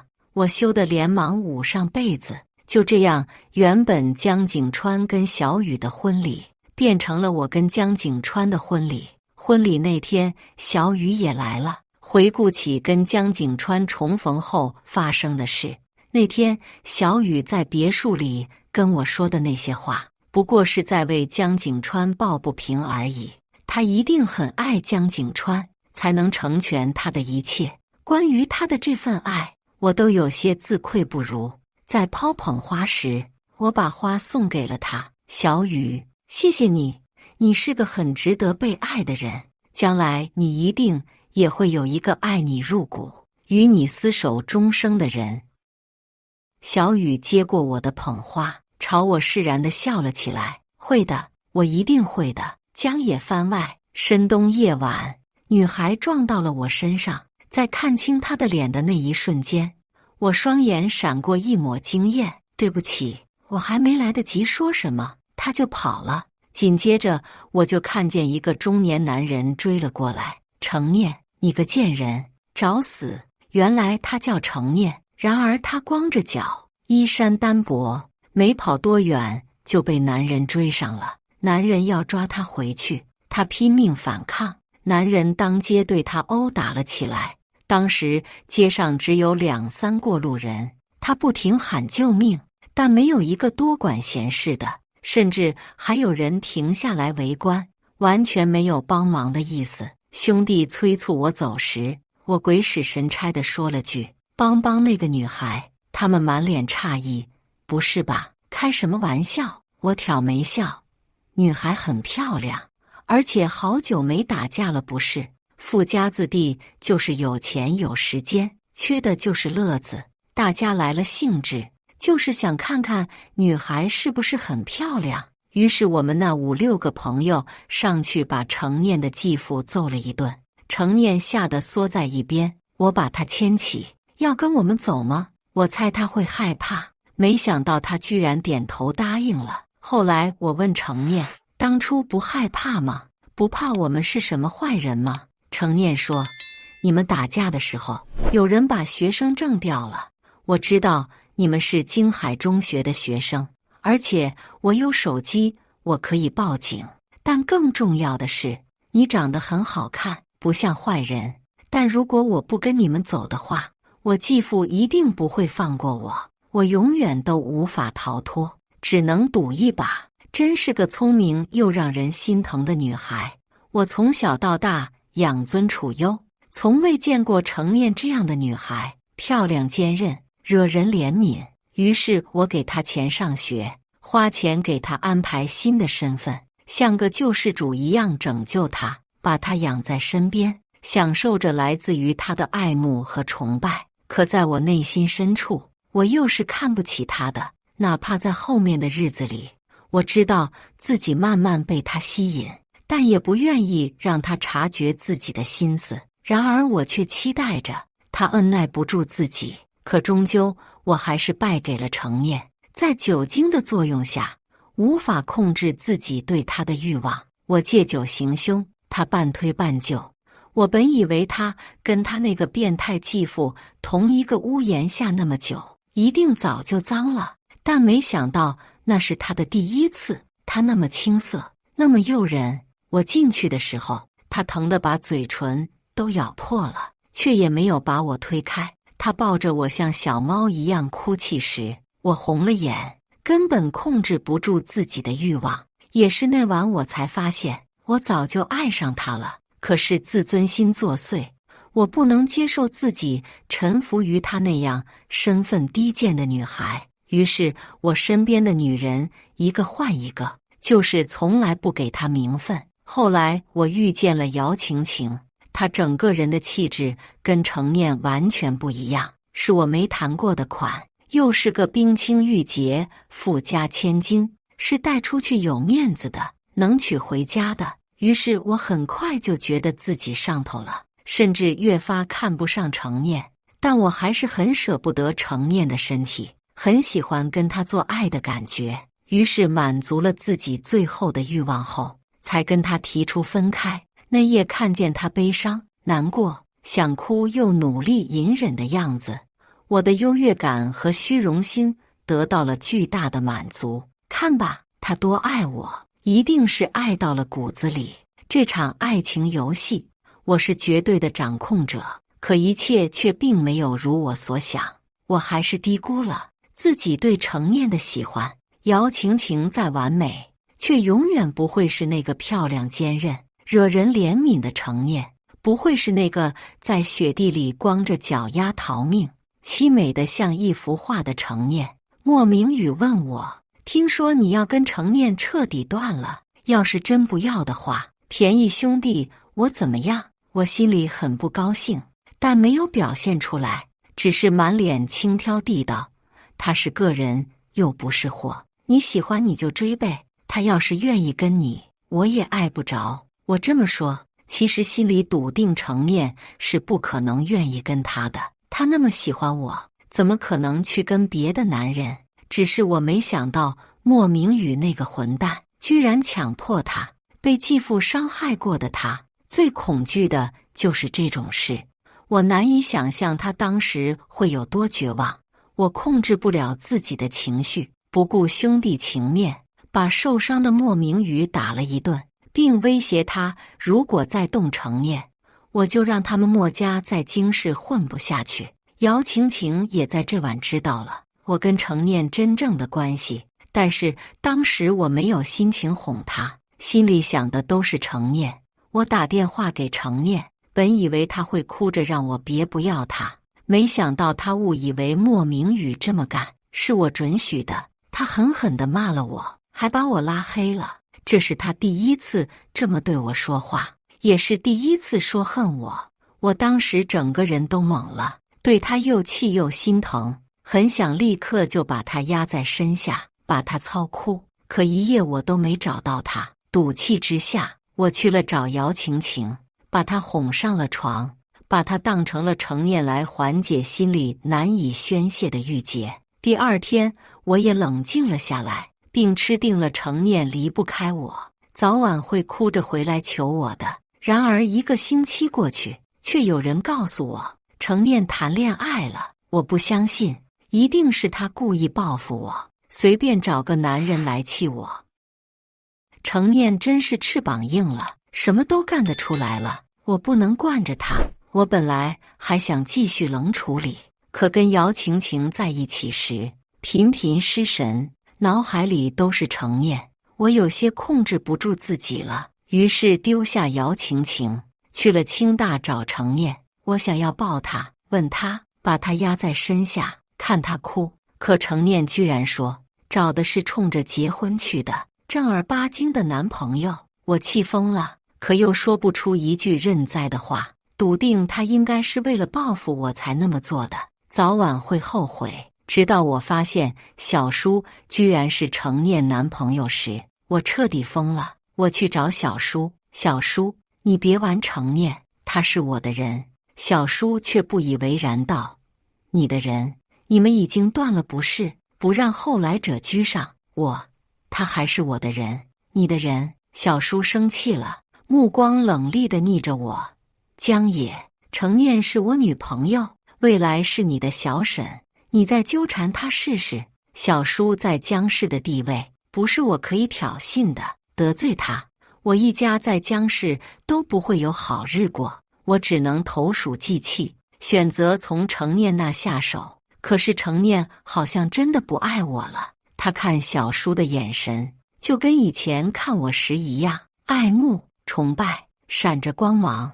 我痛苦得像被人把心脏掏空了，看着漆黑的海水，我只想往海里扎进去。如果我受伤了，程念大概才会心疼我吧。为了唤醒他的心，我跳进了冰冷的海里。